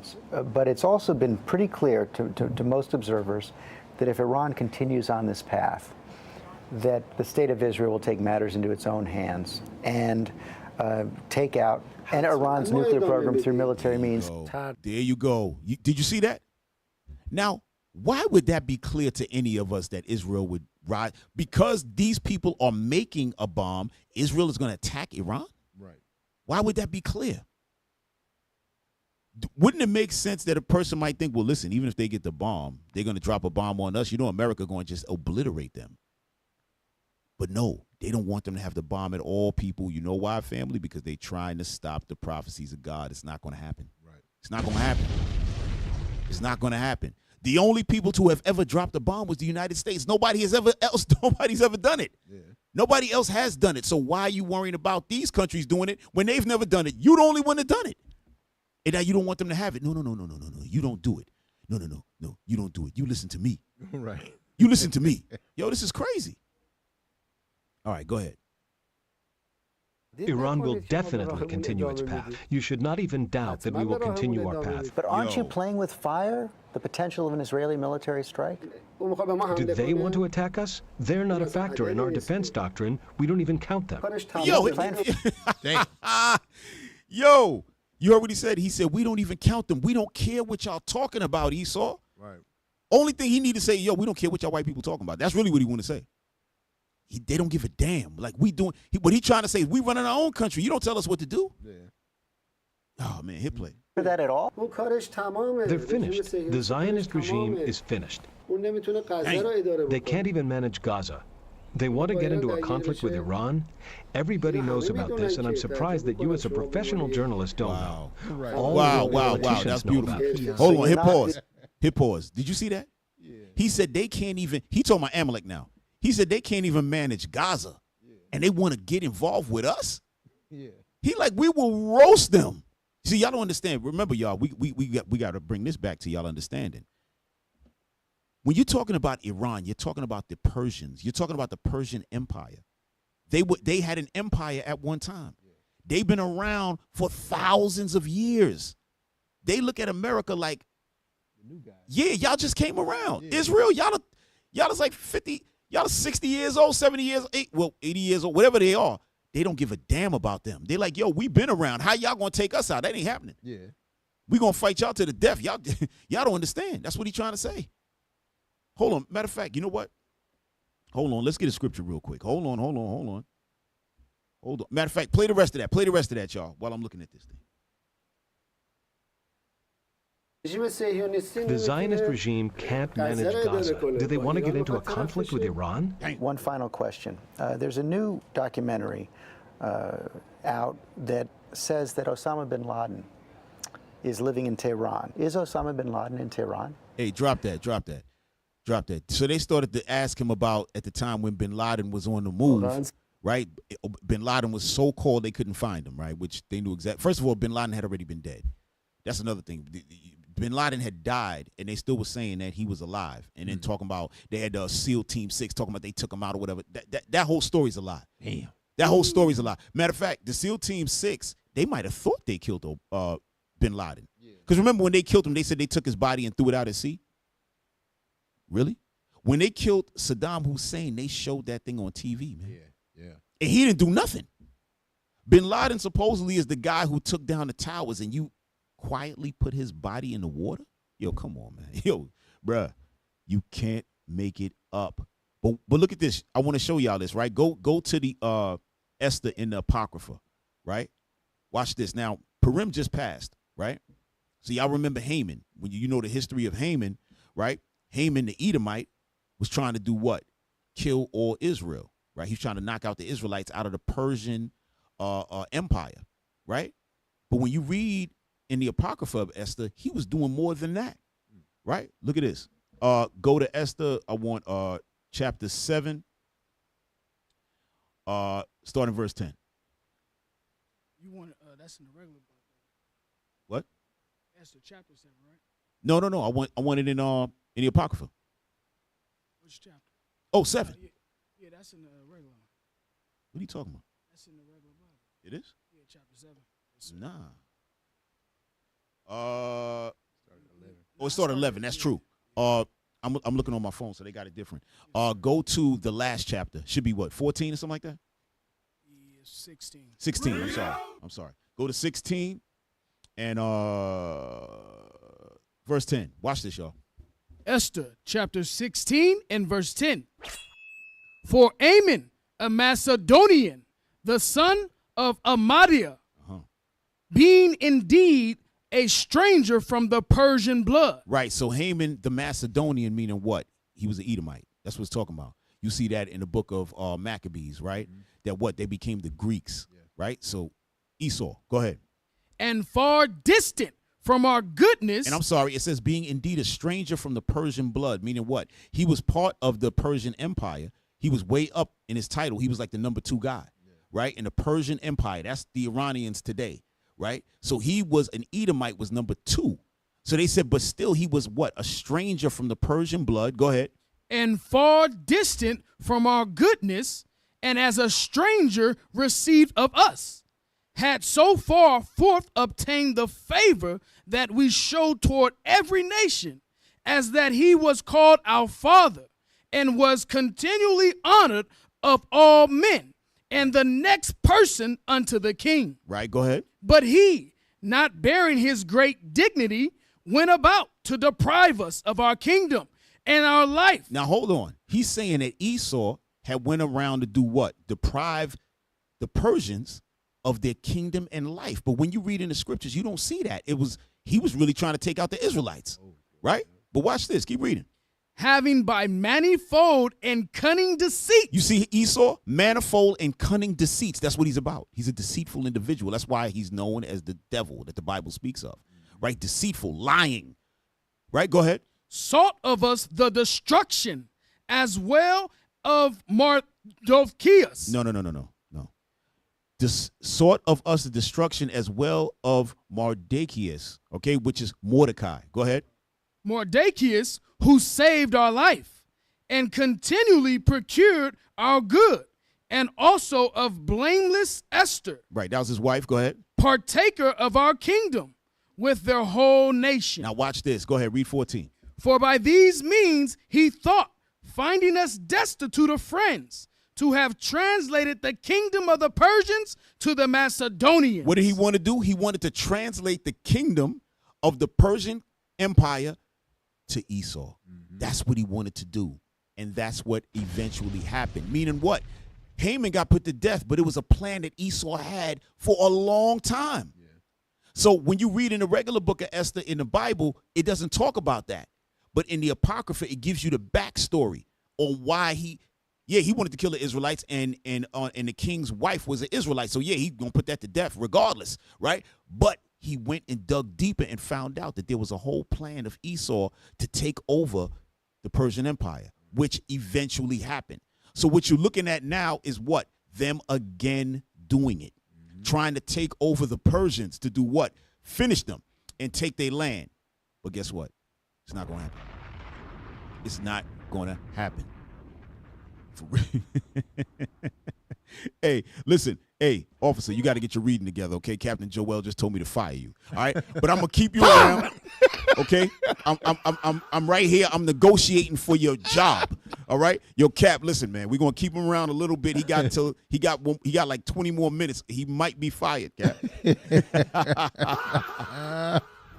All right, so let's get back to it. Hey, so now bring up number 9, right? Because now you might be thinking, what does this have to do with it? But Muammar Gaddafi's son was killed like a month before. It was very quiet. Nobody really discussed it. Nobody really talked about it. Because now that the war kicked off, it's like, well, what does he have to do with the war? But he got something to do with it. The United States is knocking off leaders. Why? Because they need to keep Libya in that same state. Remember, they're trying to create the greater Israel. They need all the Arabs in pocket. They need them locked down. They don't want no heroes. They don't want no idealists coming in. So what? He still had the ideals of his father, right? But watch this, y'all. Hit play. Saif al-Islam was 53 years old. Libyan officials say Saif was killed in the town of Sintan, southwest of the capital, Tripoli. Though the circumstances of his death remain unclear, local media reported that armed men entered his home and killed him. Prosecutors are now investigating the killing. His lawyer confirmed his death on Facebook without providing any details. Educated at the London School of Economics, Saif al-Islam was long seen as the reformist face of the Gaddafi regime. He played a prominent role in shaping policy before the 2011 uprising that toppled his father. After Muammar Gaddafi was toppled in 2011 and killed, Saif was captured while attempting to flee Libya to neighboring Niger. He was held. All right, so hit pause. So after his father was killed, right? They killed him in the street like a dog, right? And people, okay, Muammar Gaddafi, he was a rough character, but he had Libya moving beautifully, right? If anybody can find that, I forgot to pull that up earlier, but he had them. For instance, if you got married, you getting a house automatically. Yeah. You're getting. I mean, he had the whole country stabilized. Everybody was going to school, the whole 9, right? Meanwhile, they had him, like you brought out earlier, officer, what they do is what? Popular persuasions, try to make you look like a complete criminal, a demon and all of that. But his people loved him because he had things sewed up. Now, people who went against him, yeah, they came up missing. They was dead because he was that type of guy. He was a warrior. He was a soldier, right? So that's how he dealt. But his son now, he sent his son to school. His son went to school in, go ahead, read that real quick, officer. His name is Muammar, all right? Oh, there you go. Under Muammar Gaddafi, Libya used nationalized oil revenue to fund extensive social welfare, providing free education Go ahead. and health care, Wow. subsidized housing, Go ahead. and improved infrastructure. Stop right there. So could you imagine, right? Because we got a lot of oil here in America. Could you imagine if America said, okay, we're going to use our oil money and just take and we're going to have make sure we got free education, right? Free health care, subsidized housing. That's set up for you once you get it. You get married, whatever. And it was a thing. You get yourself on your feet and then you can go do whatever you want. Right. And improved infrastructure, meaning what? Highways, roads, whatever the case may be, schools. However they doing it. Go ahead, read. These policies resulted in high literacy rates. You know, America doesn't like high literacy rates. Even here in the United States, I mean, if you go from state to state, the literacy rates of our kids especially is trash, okay? Our people is walking around dumb as hell. You can speak to some adults. They don't have basic knowledge of things, right? Because that's how America like to keep you dumb so they could take over, right? Literacy rates, go ahead. And one of the highest per capita GDPs in Africa. Go ahead. Though benefits were often distributed unequally. Now they want to add that. Unequally. What are you talking about? Were they distributed or not? Right. They were distributed. So now, of course, the United States got to come in and talk some stupidity, right? Come on, man. Listen, we're gonna drop that for a second. I just want to bring that part out to show you what was going on previous to Muammar Gaddafi's death. When he died, now all of that died with him. So Libya is in shambles. right? So now the son, he was caught and arrested. He was trying to go into Niger, right? Or Niger now they call it, right? Or nigger, right? That's what it is, right? But once he was, they sent, okay, hit play. Years by fighters before being released in June 2017. Since then, he was living in Zintan. In 2015, a Libyan court sentenced him to death in absentia for inciting violence and killing protesters. Hit play. He was also... So he got out, whether he escaped or whatever, or some people got him out of there, whatever. Then they sentenced him to death in absentia, meaning he wasn't actually in the court. Who was these people that sentenced him to death? You know the United States was behind that, right? Sentenced him to death, but he was gone. He was in hiding, right? Go ahead, hit play. Wanted by the International Criminal Court on charges of crimes against humanity in connection with 2011 uprising. Okay. In 2020... We got to drop that and go to the next one because I want to show y'all this. And we got so much. I got to bring this stuff out because we got to get to this part of the greater Israel. We have to get to that, right? So, but bring up video number 10 and go to 4 minutes and 50 seconds. 4 minutes and 50 seconds, okay? 4 minutes, 50 seconds, and we go into 6 minutes and 30 seconds, all right? All right, and okay. So this is another thing. This is still talking about Saif Gaddafi, which is Muammar's son. This is talking about him again, but this is talking about when he got killed. All right, you're going to see certain similarities between his death and Ahmadinejad and Khomeini. All right, go ahead. This was very bad in the eyes of the Turn U.S. that volume up. After years of complete silence, the man sentenced to death, wanted for war crimes by the International Criminal Court, who'd vanished into Libya's vast desert, he was back, running for president. It paused. So now he popped back up and started running for president. What you're going to find out is that the United States was pushing for elections in Libya to establish a new president. They weren't expecting him. So he popped back up and started running for president. Hit play. Was devastating. The United States had demanded these elections. Washington had pressured Libyan factions to agree to the electoral process. Now those same elections threatened to restore the very regime they'd spent billions eliminating. Because everyone knew one fact: Saif would win by a landslide. It wouldn't even be close. Every poll confirmed it. Every analyst agreed. The Gaddafi name still had immense power in Libya. Tribal loyalties remained strong, particularly in regions that had benefited under Gaddafi rule. War-weary Libyans, desperate for stability, exhausted by years of militia conflicts and economic collapse, saw Saif as a return to order. They remembered the infrastructure projects, the oil wealth distribution, the functioning government, however oppressive it had been. For Washington, this was a nightmare scenario. Intelligence briefings became increasingly urgent. A Saif presidency would be catastrophic.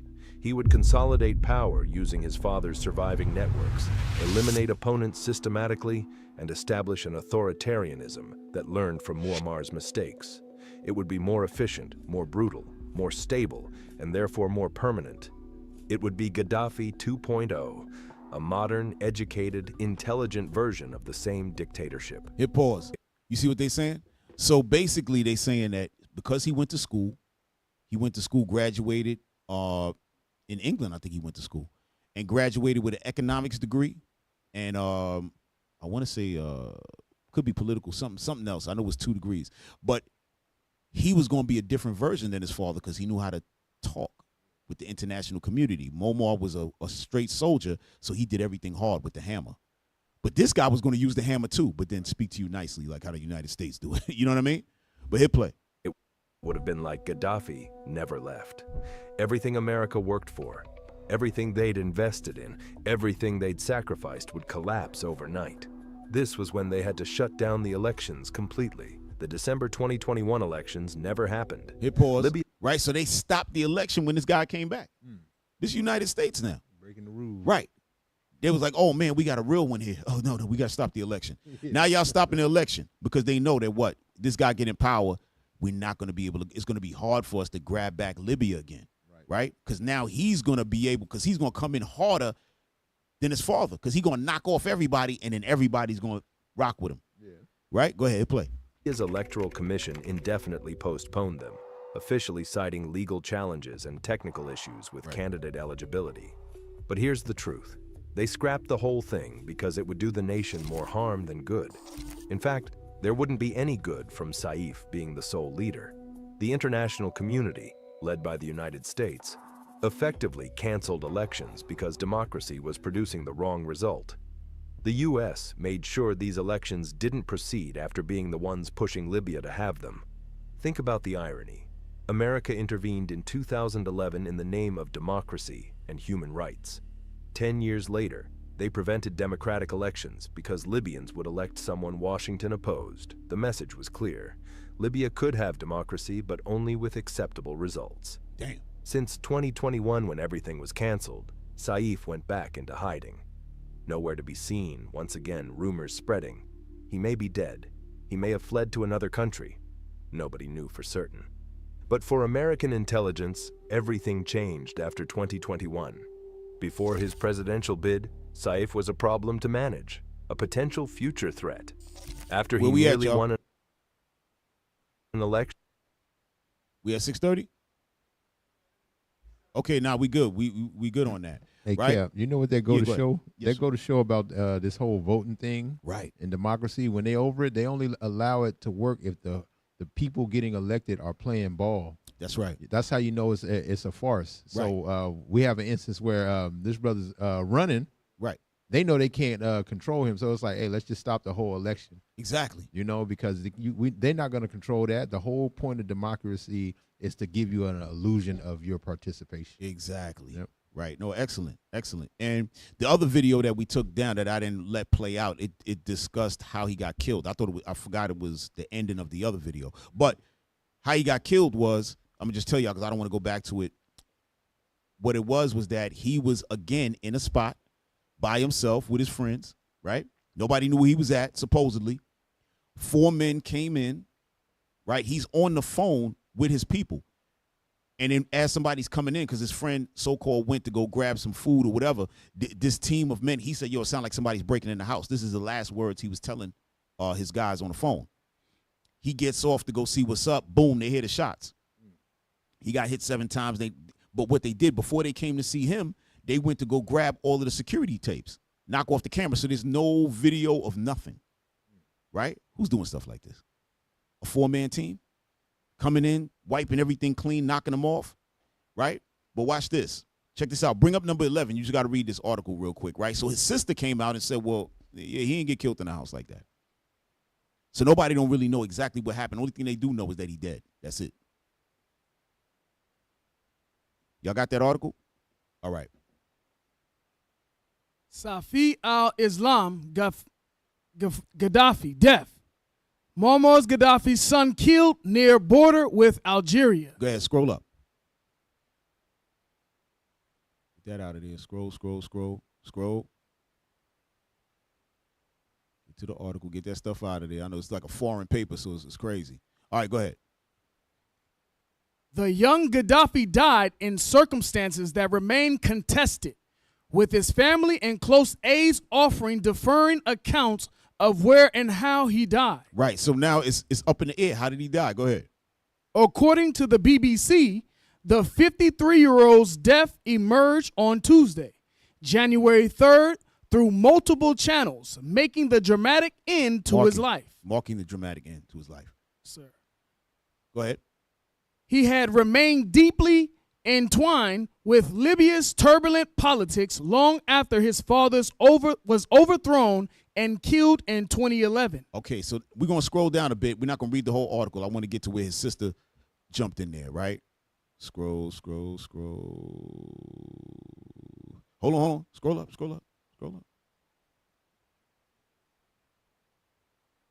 Okay, read that. His whereabouts had long been the subject of speculation. Blacked out. Go ahead. With limited verified sightings since his release from detention in 2017. Further details were shared by his advisor, Abdullah Othman Abdurrahim, who said Saif al-Islam was killed inside his home by 4 unidentified men. Right. So that guy, Abdallah, that was the one that was with him the whole time. Okay, go ahead. According to Abdurrahim, the attackers disabled surveillance cameras for carrying out the killing. Before carrying out the killing. Go ahead, scroll down.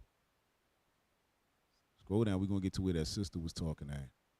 Let me see. Go ahead. Keep scrolling. Should be that next one. Scroll. Hold on. Y'all going too quick. All right, scroll. Keep scrolling. Keep scrolling. I'm sorry, y'all.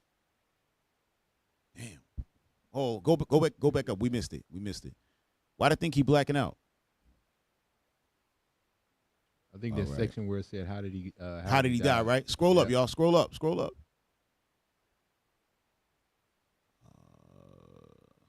Go ahead, scroll up, y'all. Scroll. Damn. Must have went right past. I seen where it said his sister. That was what I was looking for. Damn. All right. I don't know. We missed that thing. I don't know. It might just be right above that. I don't understand this blacking out stuff. All right, stop right there. How did he die? Damn. There it goes. Yes, this is it right here. Read that. All praises. According to his political team, Saif al-Islam was shot dead in an apparent assassination with his lawyer told international media that a four-armed man unit carried out a targeted attack at his residence in the western Libyan city of Zintan. All right, jump down to that last paragraph. However, a competing account came from within Gaddafi family, as his sister told Libyan television that he was killed near Libyan's border with Algeria. Right. So she's saying that he was fleeing, I guess, into Algeria and got into it out there with a group and got killed, right? So clearly we're not going to know what actually happened until they want us to know. You know what I mean? But the bottom line is what? They want to take out these leaders with these ideas to do what? Create that greater Israel. We're about to get into it. Wait a minute.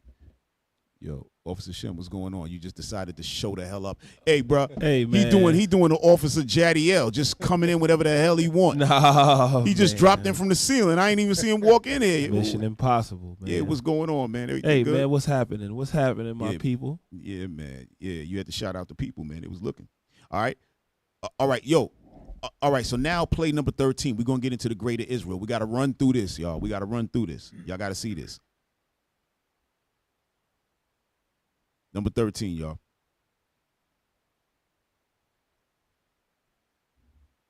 All right. To build.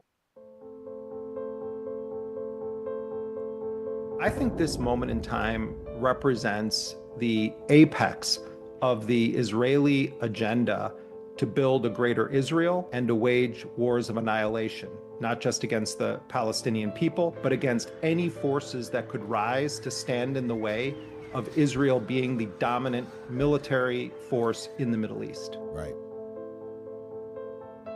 Stop. Hit pause. You see that? It says greater Israel refers to a belief that the Bible justifies Israel expanding its borders, right? So remember what we was going over in the kingdom, right? Remember, it's going to be 1,500 miles wide, high, long, all that. They thinking that they about to experience that right now. Yeah, they not. They're not the guys. They're not the guys. But hit play.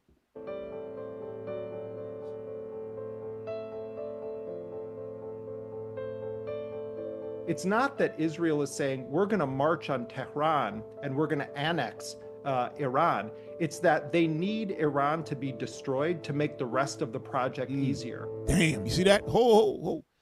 That's what they were saying before. Remember, PLO Lumumba said that Iran is the only viable threat amongst all of the people. Because Ishmael is basically asleep. For those who don't know, Iran, they're not Ishmael. They something else. You know what I mean? They the Persians. It's a little bit different. They don't consider them. They're together in terms of their religion, right? But outside of that, but some of the Persians is not even considering themselves Muslim, right? But the Persians are separate people from the rest of Ishmael. That's how it is. All right. So that's why they were looking to put that wedge there, because they know, hey, Ishmael ain't really with them, you know. But even Ishmael, remember, they're a wild man. They've been fighting with each other the whole time. Oh. That's why the United States and England and all that try to make those countries to make it look like, okay, so they can have control of them, y'all. All right. So that's what they're saying. Iran is the last problem there, basically, for them to take over the entire region. All right. Go ahead. I think that the Israelis view Donald Trump as their greatest chance in history to push through a project for a greater Israel. What they want to do is severely weaken or utterly destroy any forces or countries in the region that will stand in the way of the next phase of Israel's war of conquest and annihilation. Look at that. Stop. You see that? That's what we went over earlier. Remember Epstein, right? He was hoping. Remember, he was talking to Ehud, the other prime minister of Israel, saying that he hoping that they would attack Iran. Look what it says here. For decades, Benjamin Netanyahu been trying to make that happen. So even when I ain't gonna say remember, y'all might not know, he was the prime minister, then he wasn't, then he came back. So even when he wasn't the prime minister, he was stirring it up. All right, hit play. Nuclear weapons. Nuclear weapons. Nuclear weapons. Atomic bombs. We are talking about 3 consistent decades of Benjamin Netanyahu falsely claiming that Iran is on the verge, days away or weeks away or months away from building a nuclear bomb. And so what we're seeing right now is that Netanyahu is getting what he's been agitating for since the 1990s.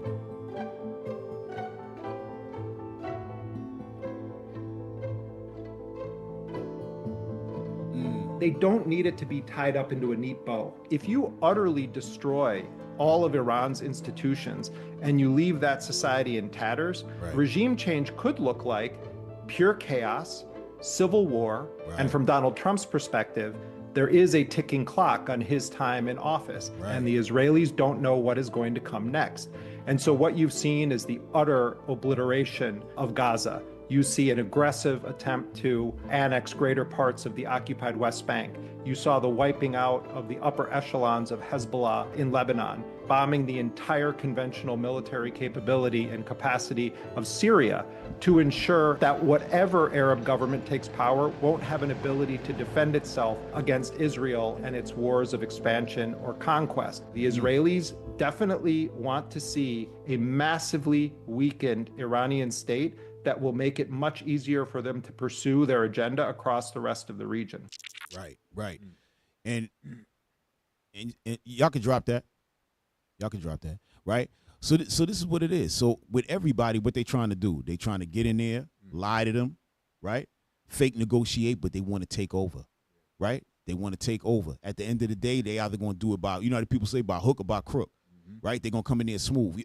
Give me Isaiah 21, right? Give me Isaiah 21, because, and we're going to start at verse 1. Actually, you can start at verse 2, right? We're going to get straight to it, right? Because these people are wicked as hell. They stabbing everybody in the back. They're going to do whatever they got to do. You can't listen to nothing they talking about. Everything is a lie. Go ahead, read that, bro. Isaiah chapter 21 and verse 2. A grievous vision is declared unto me.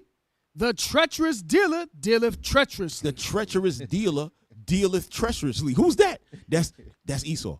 That's Babylon. That's United States. That's Israel. Right? Go ahead. And the spoiler spoileth. Go ahead. Go up, O Elam. Go up, O Elam. Besiege, O Media. Right.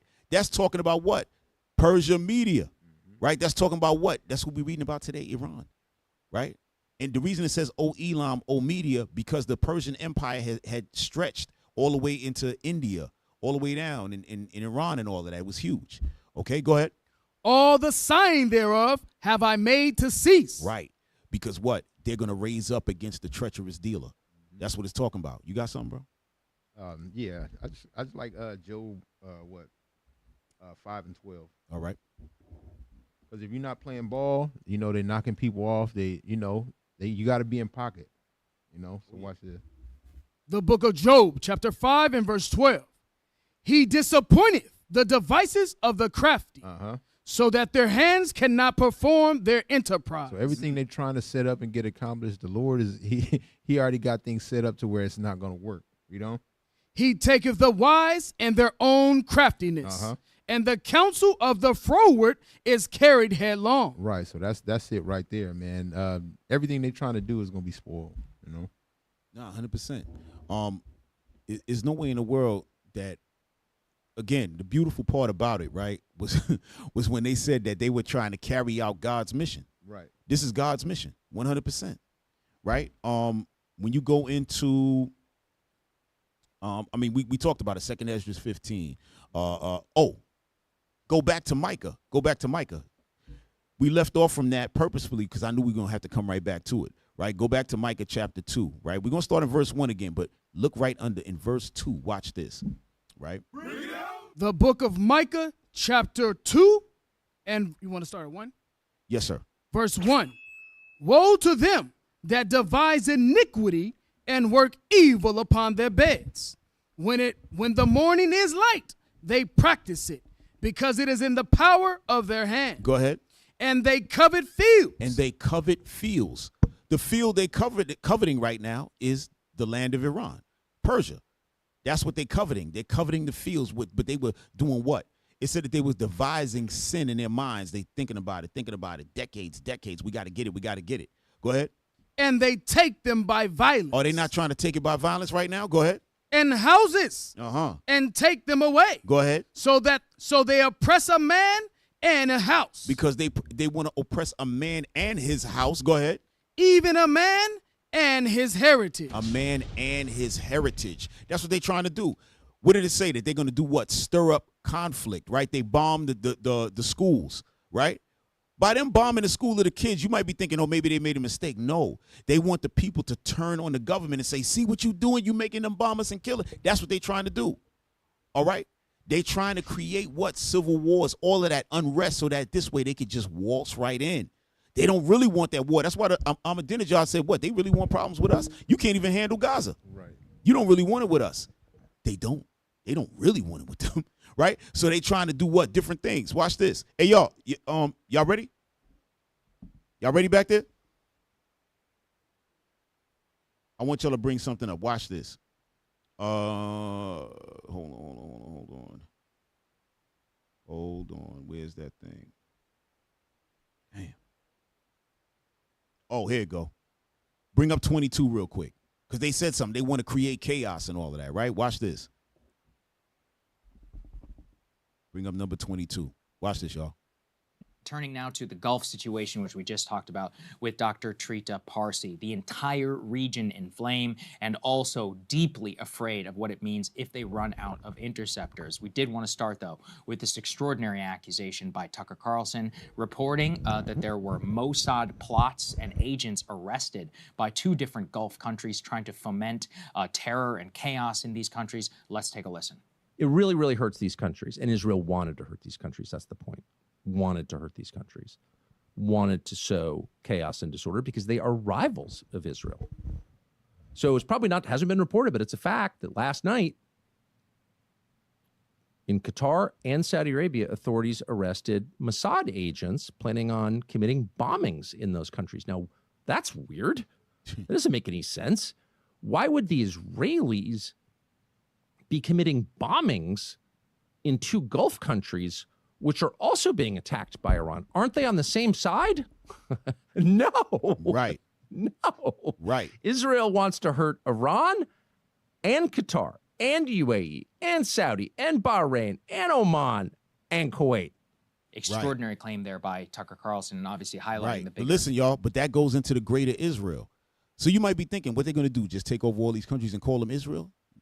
They want the United States of Israel. That's what they're trying to do. That's what they're trying to do. It's just like the United States. That's what they're trying to do over there, right? Because they're supposed to be on the side of what? Of, I'm sorry. I'm sorry. I forgot what he was saying in terms of, the Saudis and all of that, right? They got stuff going on in Saudi land. I'm going to show y'all that, right? All of their so-called allies, they're doing stuff in those allied countries, right? To do what? To make it look like there's terrorists. Now, there is going to be some real terrorists. No question about it. But they're setting the tone. I'm telling you, this thing is crazy, y'all. It's super crazy. Hold on. You got something while I'm scrolling through here?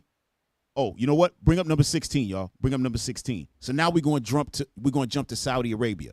Saudi Arabia is the ultimate friend of America, right? That's like their best friend in the Middle East, right? The so-called Middle East. Watch this. Page 16.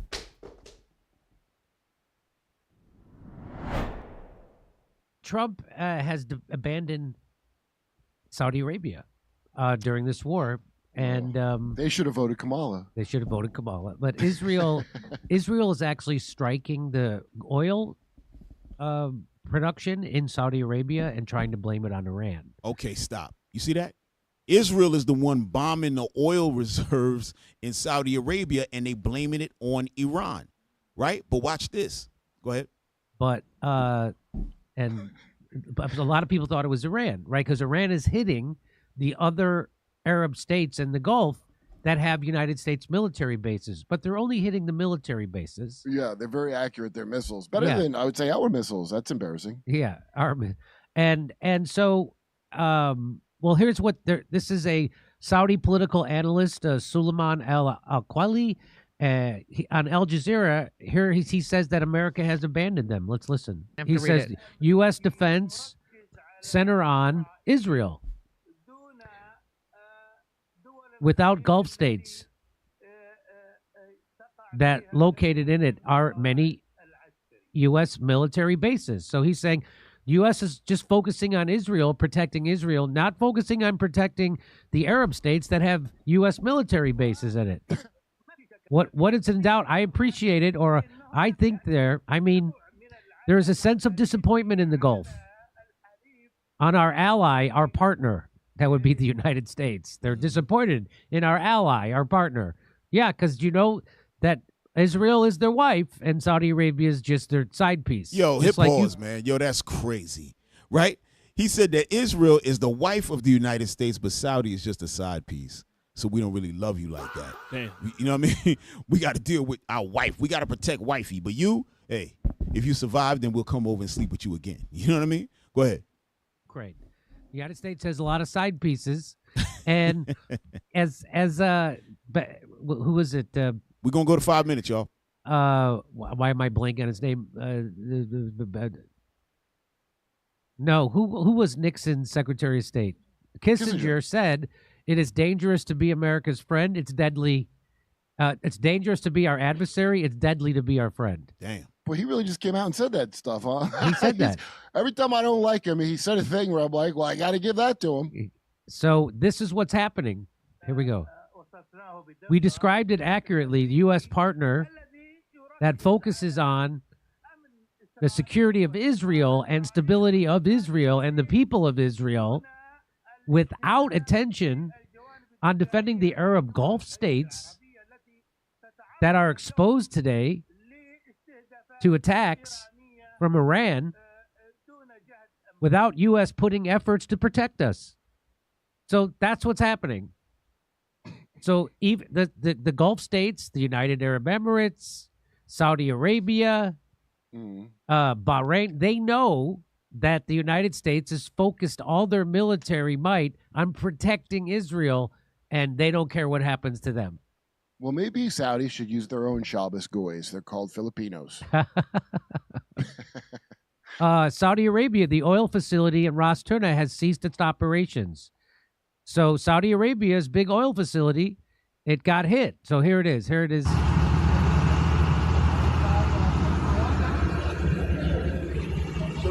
Now, people thought that was Iran that did that. Watch this, y'all. So people thought that was Iran. But now we're getting many more credible reports that say, no, that was actually Israel that's going, because Iran doesn't want the United States to bomb their oil fields. So they're being careful not to bomb anybody else's oil fields because they don't want to start let's bomb each other's oil fields war. What Iran is doing is just striking back at military installations of the United States in other Arab countries. They're not striking the oil production because they don't want anybody to strike their oil production. So they're not really launching a war against these Arab states. They're launching a war against the United States military installations in those countries. So so right now here we have Ryan Razbiniani says, just in, Iranian state media shares Iran did not attack the Ras Tanura oil refinery in Saudi Arabia, Tanura oil refinery. It was Israel. Tasnim news agency reports the attack on the Saudi Aramco refinery was carried out by Israel, and Iran did not strike any oil facilities in Saudi Arabia. In fact, here, I got a video for you to tell you the same thing. We have already been in touch with our Saudi brothers, and we have talked about this issue. Iran is not responsible for the attack against the oil installations in Saudi Arabia. We have made it clear, we have officially announced today that was not one of the targets of the Iranian armed forces. All right. Yo, y'all can drop that. You see that? So Iran came out and did what? They called, they said, we spoke to our Saudi brothers. They called them and said, listen, that ain't us. We ain't do that. And Saudi, knowing them enough, they said, all right, cool. We know it ain't you. Y'all see, you see what's happening here. So Israel don't give a damn about nothing. They were looking to expand and do this by any means necessary. All right. But basically what we're telling you with that is that we were talking earlier. How is Saudi? How are the rest of the Arab nations going to wind up coming together through things like this? This is how they're going to wind up getting behind Iran and saying, yo, we rolling with you. The Dragons of Arabia is going to roll with Carmania and do damage. You know what I'm saying? Y'all got something? Y'all got something? Yeah. Go ahead. You had said something earlier, like they saying they doing God's work, right? Right. And trying to build this thing up. But we know that it's not God's work because the scriptures say something totally different. Give me Zechariah 4. Hold on. Before you do that, it is God's work. Yeah, because that's what we were bringing out earlier. You wasn't here, so you didn't see the actual quote and everything what they said. It was beautiful, but they literally are doing God's work because they're putting themselves in position to get killed. They on that behalf, right, on that sense. Exactly. Yes. Yep. I'm not talking about that sense. Right. Because they think they're doing something. Exactly. They think that something is positive for them is going to come out of it. But it's not. Right. Ain't nothing positive coming out for you. You doing what you supposed to do in order to get tucked away. That's the point. Give me Zechariah chapter 4, verse 6. Because when the real people get the land, it ain't going to be by gunplay. It ain't going to be by watch. Go ahead, read that. Zechariah chapter 4 and verse 6. Yeah. Then he answered and spake unto me, saying, This is the word of the Lord unto Zerubbabel. Watch what the Lord told Zerubbabel. Saying, not by might. Not by what? Not by might. So it ain't going to be by your own might that you're going to make a difference. Nor by power. It ain't going to be by your own power that you're going to make a difference. But by my spirit. It's going to be by the Spirit of the Lord that's going to make that difference. Right. Saith the Lord of hosts. The Spirit of the Lord is what's going to bring everything back to its original. He's going to put the Spirit of the Lord is what's going to put the real people back on top that's supposed to be on top. It ain't coming by no one man's might or no one man's power. That's right. I better understand that. Yeah, they gonna understand. Hey, bring up number 24. Because I'm glad you touched on that because there's a piece that I wanted to enter in that I forgot to add because they were talking about how this God's plan for them, right? And what the Iranians said was, yeah, this is God's plan for them to off themselves. That's basically what they said, which was we brought out in the book of 2nd Ezra chapter 11. But I want y'all to see, remember we talked about they got a satanic understanding of the scriptures, right? They built something different, the opposite, a deceitful thing. But look at this. I want to show y'all something. There's a guy named, well, he's dead now. He was a colonel, Michael Aquino, right? And he was in the service. Watch this. Just play this thing. Number 24, y'all might have to like just like kind of like what they say, scrub it a little bit to where it actually starts. It should be like around maybe 15, 20 seconds or something of the video, because it's a bunch of little foolishness going on in the beginning of it. I want y'all to see something, all right? Because Satan runs this whole situation.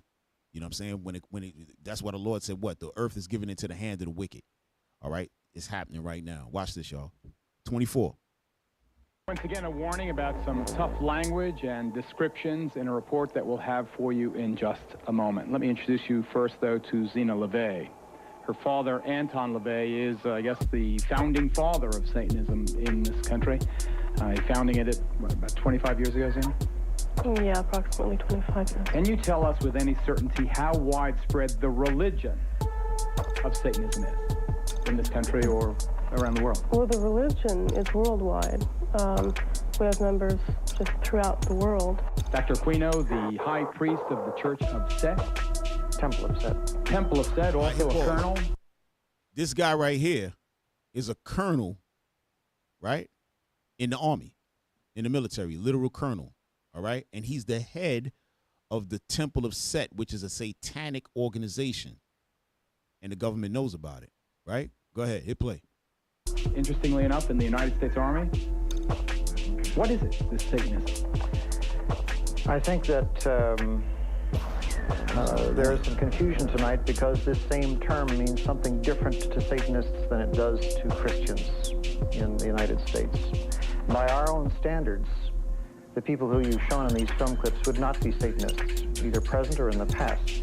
Rather, they would be the failures of a conventional religion. I appreciate your opinion. What is it? In our investigation, we discovered that some of Satan's soldiers are also high-ranking officers in the United States military. Hit pause. Here at San Francisco. Hit pause. So they're saying the Satanists, they're also high-ranking in the United States military, right? So now we're not going to be, we could drop that. I don't want to stay with that too much, right? You see him there. Stay right there for a second. That's him with a picture. Anton LaVey is the head of the satanic church. And in the middle is what? Sammy Davis Jr., right? Now, why is Sammy Davis with these people smiling? They not even smiling like that. Damn. The hell you smiling like that for? But remember, Sammy had became part of the Amalek crew. You know what I mean? Dealing with that star Moloch and all of that. They was doing much madness in the Kabbalah and all that, right? This is it right here. Y'all could go into that. It's more on that, but our time is crazy. You know what I mean? It's so much to get into. But the point of the matter is, he was putting that satanic understanding and the way to deal in war, that's at the very top. So that's why they said that there's a religious component to all of this. When they say in religion, they're not talking about Christianity. Right. They talking about that right there. That satanic thing right there, y'all. I think we can squeeze in like one more I want to show y'all. Bring up number 20, right? Because Iran has been smashing. They haven't been talking about it, but Iran been smashing U.S. facilities, hitting any country that the United States is down with, touching them. We got a lot on it, but we're just going to show, because I think this kind of goes into a little bit good. Bring up video number 20. Israel and the United States have attacked Iran. They've followed up on their 12-day war and now turned it into, who knows how long this is going to go on for, but it's way, way more serious than what happened during the 12-day war. I mean, just in the last, 24, 36 hours, they've murdered, the Israelis and Americans have murdered Sayyid Ali Khamenei, who in English we say supreme leader, but it doesn't really encapsulate the role that he plays in terms of his religious mandate and culturally speaking. Let me just say it this way. Let me put it this way. It's an obscene crime. I mean, it's worse than killing the president. Okay, it's that bad. Damn. Yes, you see that? Killing him is like worse than killing the president, because the president doesn't have any religious or cultural significance to American people, right? He's just like a political guy. But this man is a political man. He's a spiritual guider. He's a cultural situation icon, right? So to them, this is way worse, meaning they coming back for some blood. That's really what he's saying. Right. Go ahead. It's really that bad. They murdered him in his home with his family. And then they of course, launched a bunch of attacks on a girls' school, even like over 100 schoolgirls murdered, and a bunch of military targets and civilian targets, hospitals, etc., etc. You know what the Israelis and Americans. And so in response, Iran have struck all of the U.S. bases in the region. I mean, we're going to go through them one by one, okay? We're going to start with Bahrain. So in Bahrain, you have the United States Navy, the Fifth Fleet specifically, stationed out of Bahrain, out of Manama, the capital. And, me being not just a journalist, but someone who's really big on counter surveillance, right? Like and cybersecurity. Seeing the Iranians blow up this radome, excuse me, is really something. Okay, so this radome is basically an NSA station. So the NSA, the National Security Agency of the United States, have a base. It's not very secret, is it? Inside of this naval base, which is, it's something they've been doing for decades. It's nothing new, but that is usually cloaking, air traffic control systems. It could also be radar, or it could be satellite communication, SATCOM. It costs a lot of bloody money, and just no air defense, nothing, just gone. It's absolutely insane. And the videos coming out of it. Pay attention to the audio, by the way. Yeah.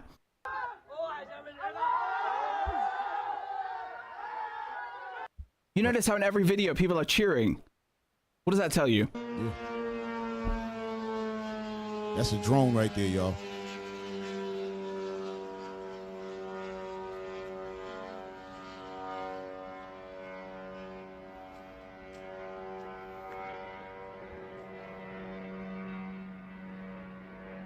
Hey, listen. Allahu Akbar! Yeah, and these drones, y'all, right? These drones, the same attack. Yeah, these drones are not one with a missile on it and dropping it. The drone is the bomb. So they taking the drone and flying it right into stuff. That's how they doing. Go ahead. It's just from a different angle, yeah?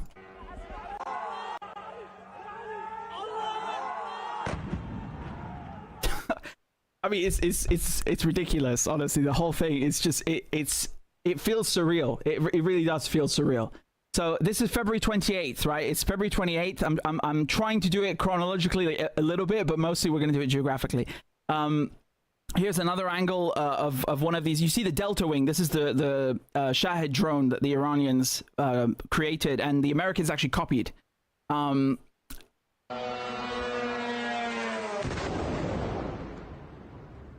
Yeah, it's bloody madness, right? So all of these clips I'm showing you right now, they're of the Fifth Fleet. Okay, the headquarters of the Fifth Fleet of the U.S. Navy in Bahrain, in Manama.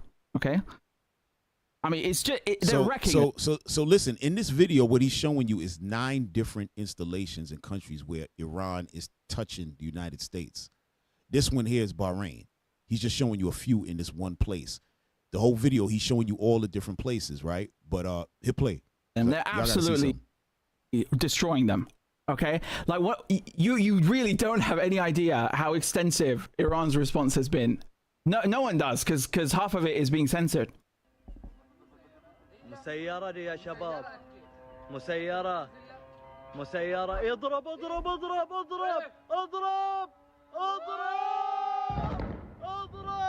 Right, so that's the radome being taken out, and they're basically saying "odoro," which means like hit it, basically hit it. Every single video that you see is extraordinary, whether it's in Bahrain or it's in it's filmed in Gaza. Every time people see Iranian drones or missiles overhead, they start cheering. What does that tell you about how people in the region feel regarding the United States and having U.S. bases on their soil? It tells you that they don't fucking want them there, do they? Right. Look at this, y'all.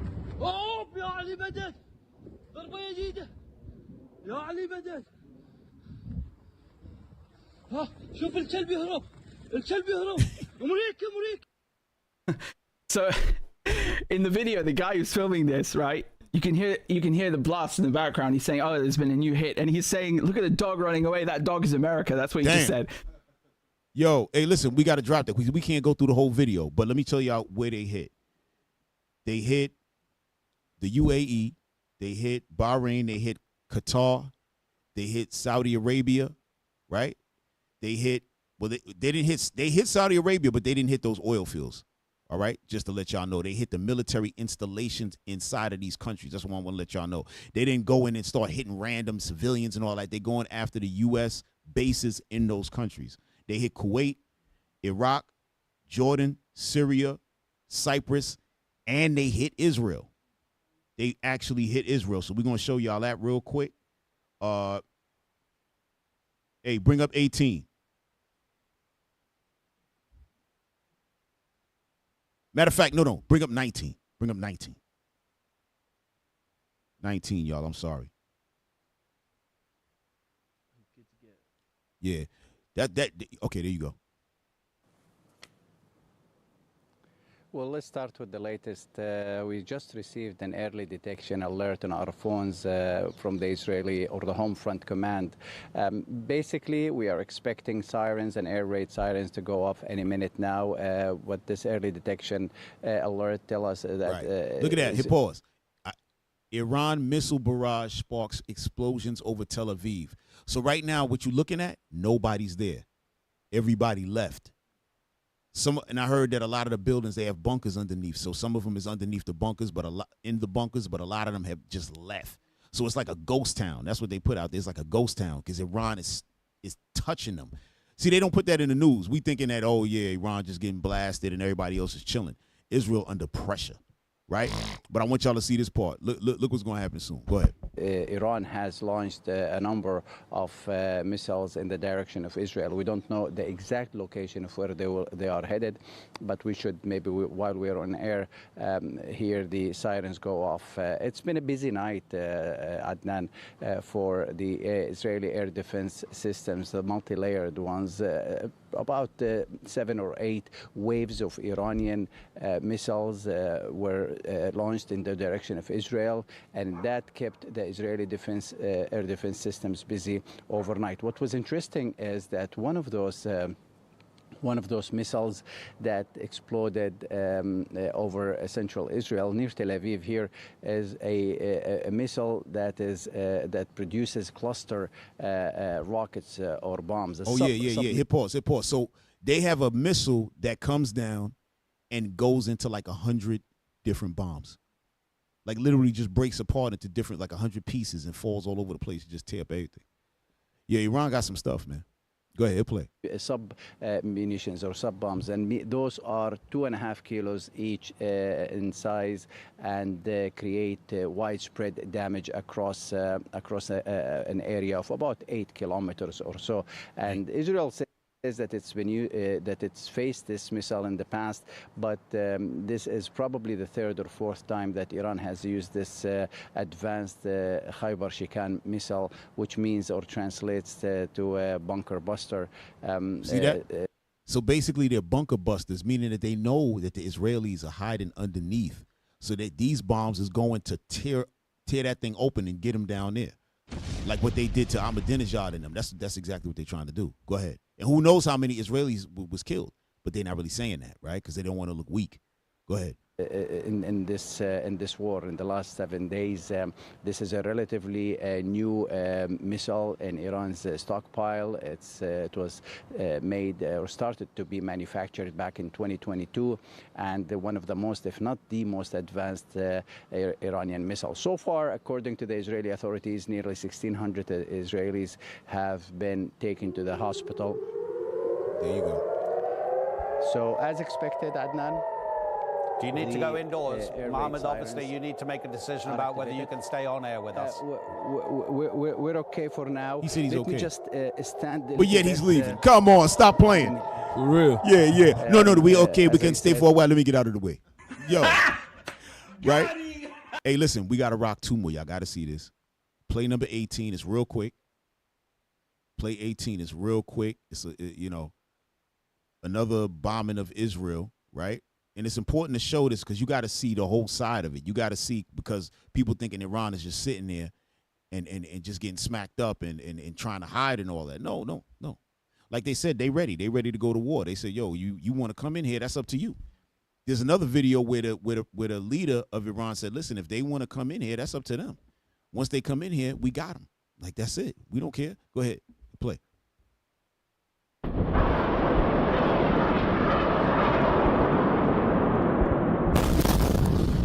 Right? So that's a high-rise building out there. That's where people live. They don't give a damn. They don't give a damn. They was hitting hotels, all that. We got so much videos, we can't even show everything. They was hitting hotels, right? And people say, damn, why they hitting hotels? But they said that American soldiers, a lot of times when there's problems at the base where they know the base going to get hit, they'll tell them to go in the hotels. And then Iran has that knowledge, so they hit the hotel. You know what I mean? So they trying to knock them off in the hotel. That's why a lot of the troops, United States troops, is dead. They're not saying nothing. You know, I'm telling you, oh boy. Yeah, we need more time. We need another whole day of this. Hey, bring up number 15, and this is gonna be the last one, but this is the mentality of Iran right now. This is the mentality of them. Look at your man, Donald Trump. Look at this. Hearing a shift in tone by the Iranian leadership.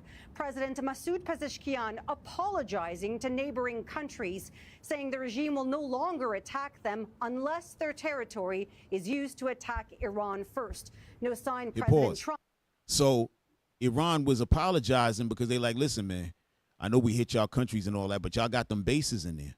You know what I mean? So we had to do that, but we're not going to do that no more unless y'all allow America to attack us from your state. We coming. Go ahead. Trump is softening his stance, posting on Truth Social this morning that the president of Iran is only apologizing to the country's Mideast neighbors because of how relentless the attack has been from the U.S. and Israel. He's also warning that today Iran will be hit, quote, very hard. President Trump declaring no deal with Iran except unconditional surrender. Iran's president answering, quote, they will take their dream to the grave if they think we will surrender unconditionally. Yo, yeah, let's go. He said, yo, they're going to take that to the grave. We fighting them to the death. That's what y'all got to understand. Yeah, and they know and understand that if they give up, they're going to die. Thank you. If they give up conditionally, right, then they're going to die. Exactly. So, hey, we might as well take this to the grave. We might as well go all out with this. That's right. Because what you're saying makes sense, right? That's why the scripture said what? They want to oppress a man and his house, a man and his heritage. Right. They like, yo, we gonna die on this. And a lot of us, you know what I'm saying? And this is where the Lord is talking about how we gonna get put through that persecution. You gotta have that kind of spirit like how they rolling. Yeah, you have to. They dying for their family and race and ethnic. They doing it to the death. Yeah. You know. They know everything about them is gonna die off. Like right.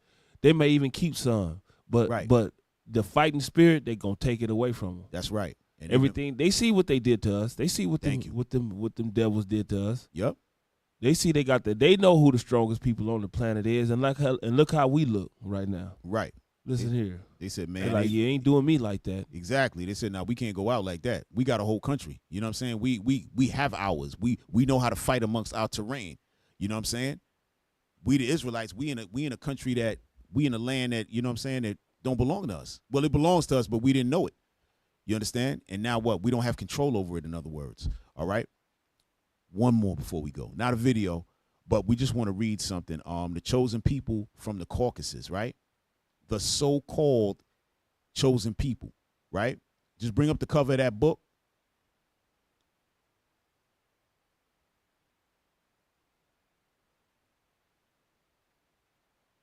Bring up, yeah, there you go.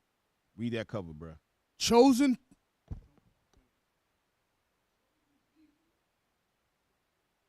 His mic is off. Somebody pass him a mic or something. There you go. Check.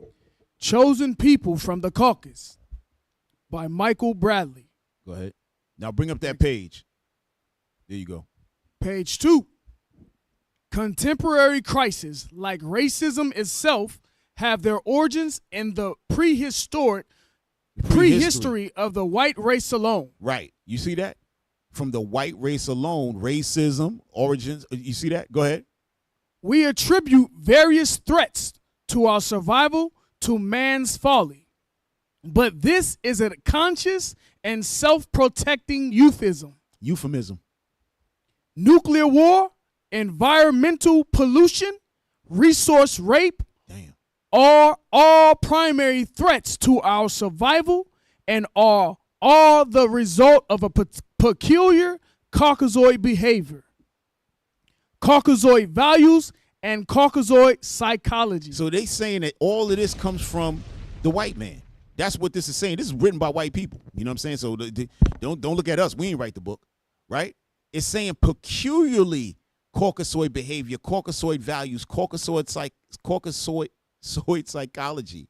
All right. When you read in Genesis 25, it says what? That us and them are totally different people. Totally different. Read on. There is no way to avoid the truth. The problem with the world is the white man. Damn. Hell yeah. That's it. That's it. Y'all can drop that. Straight cancer. You know? Damn. The devil. Yeah, we figured we going to end it on that. And by the way, the Booster Club. All right? All praise to the Lord. You know what I'm saying?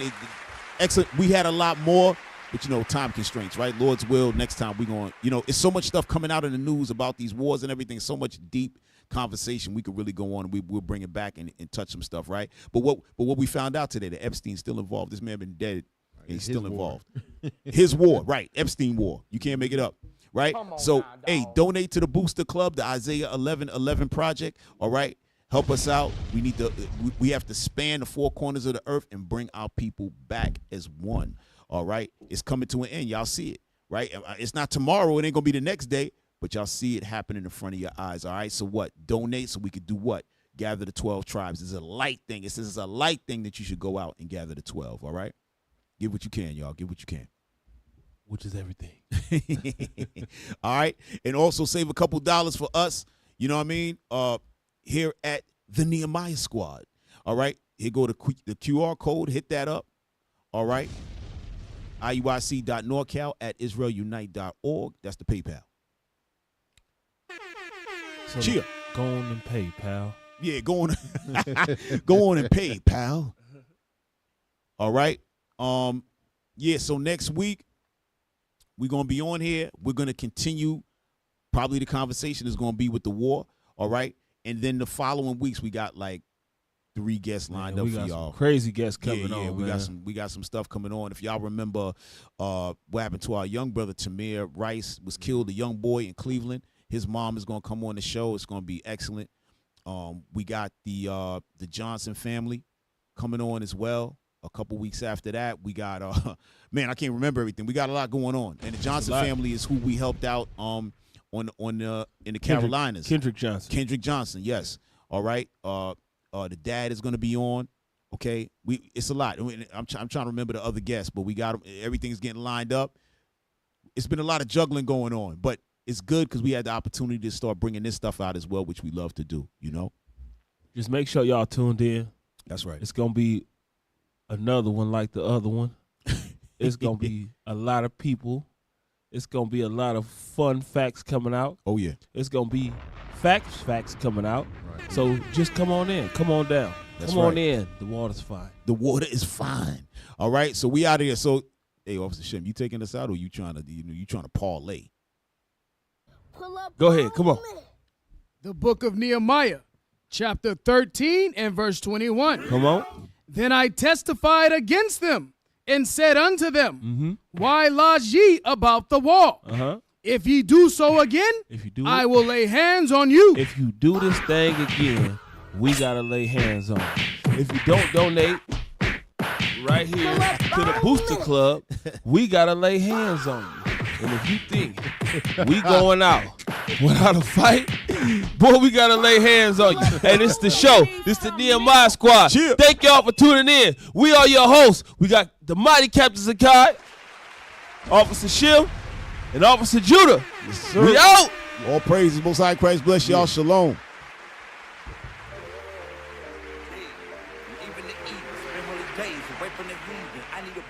Don't need a reason, I need a script. I don't need your grievance, keep it to yourself.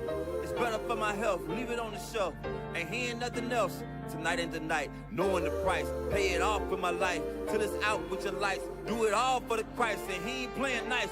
Knew the end from the start. Fix your face like it's art. The sons of a simp, call 'em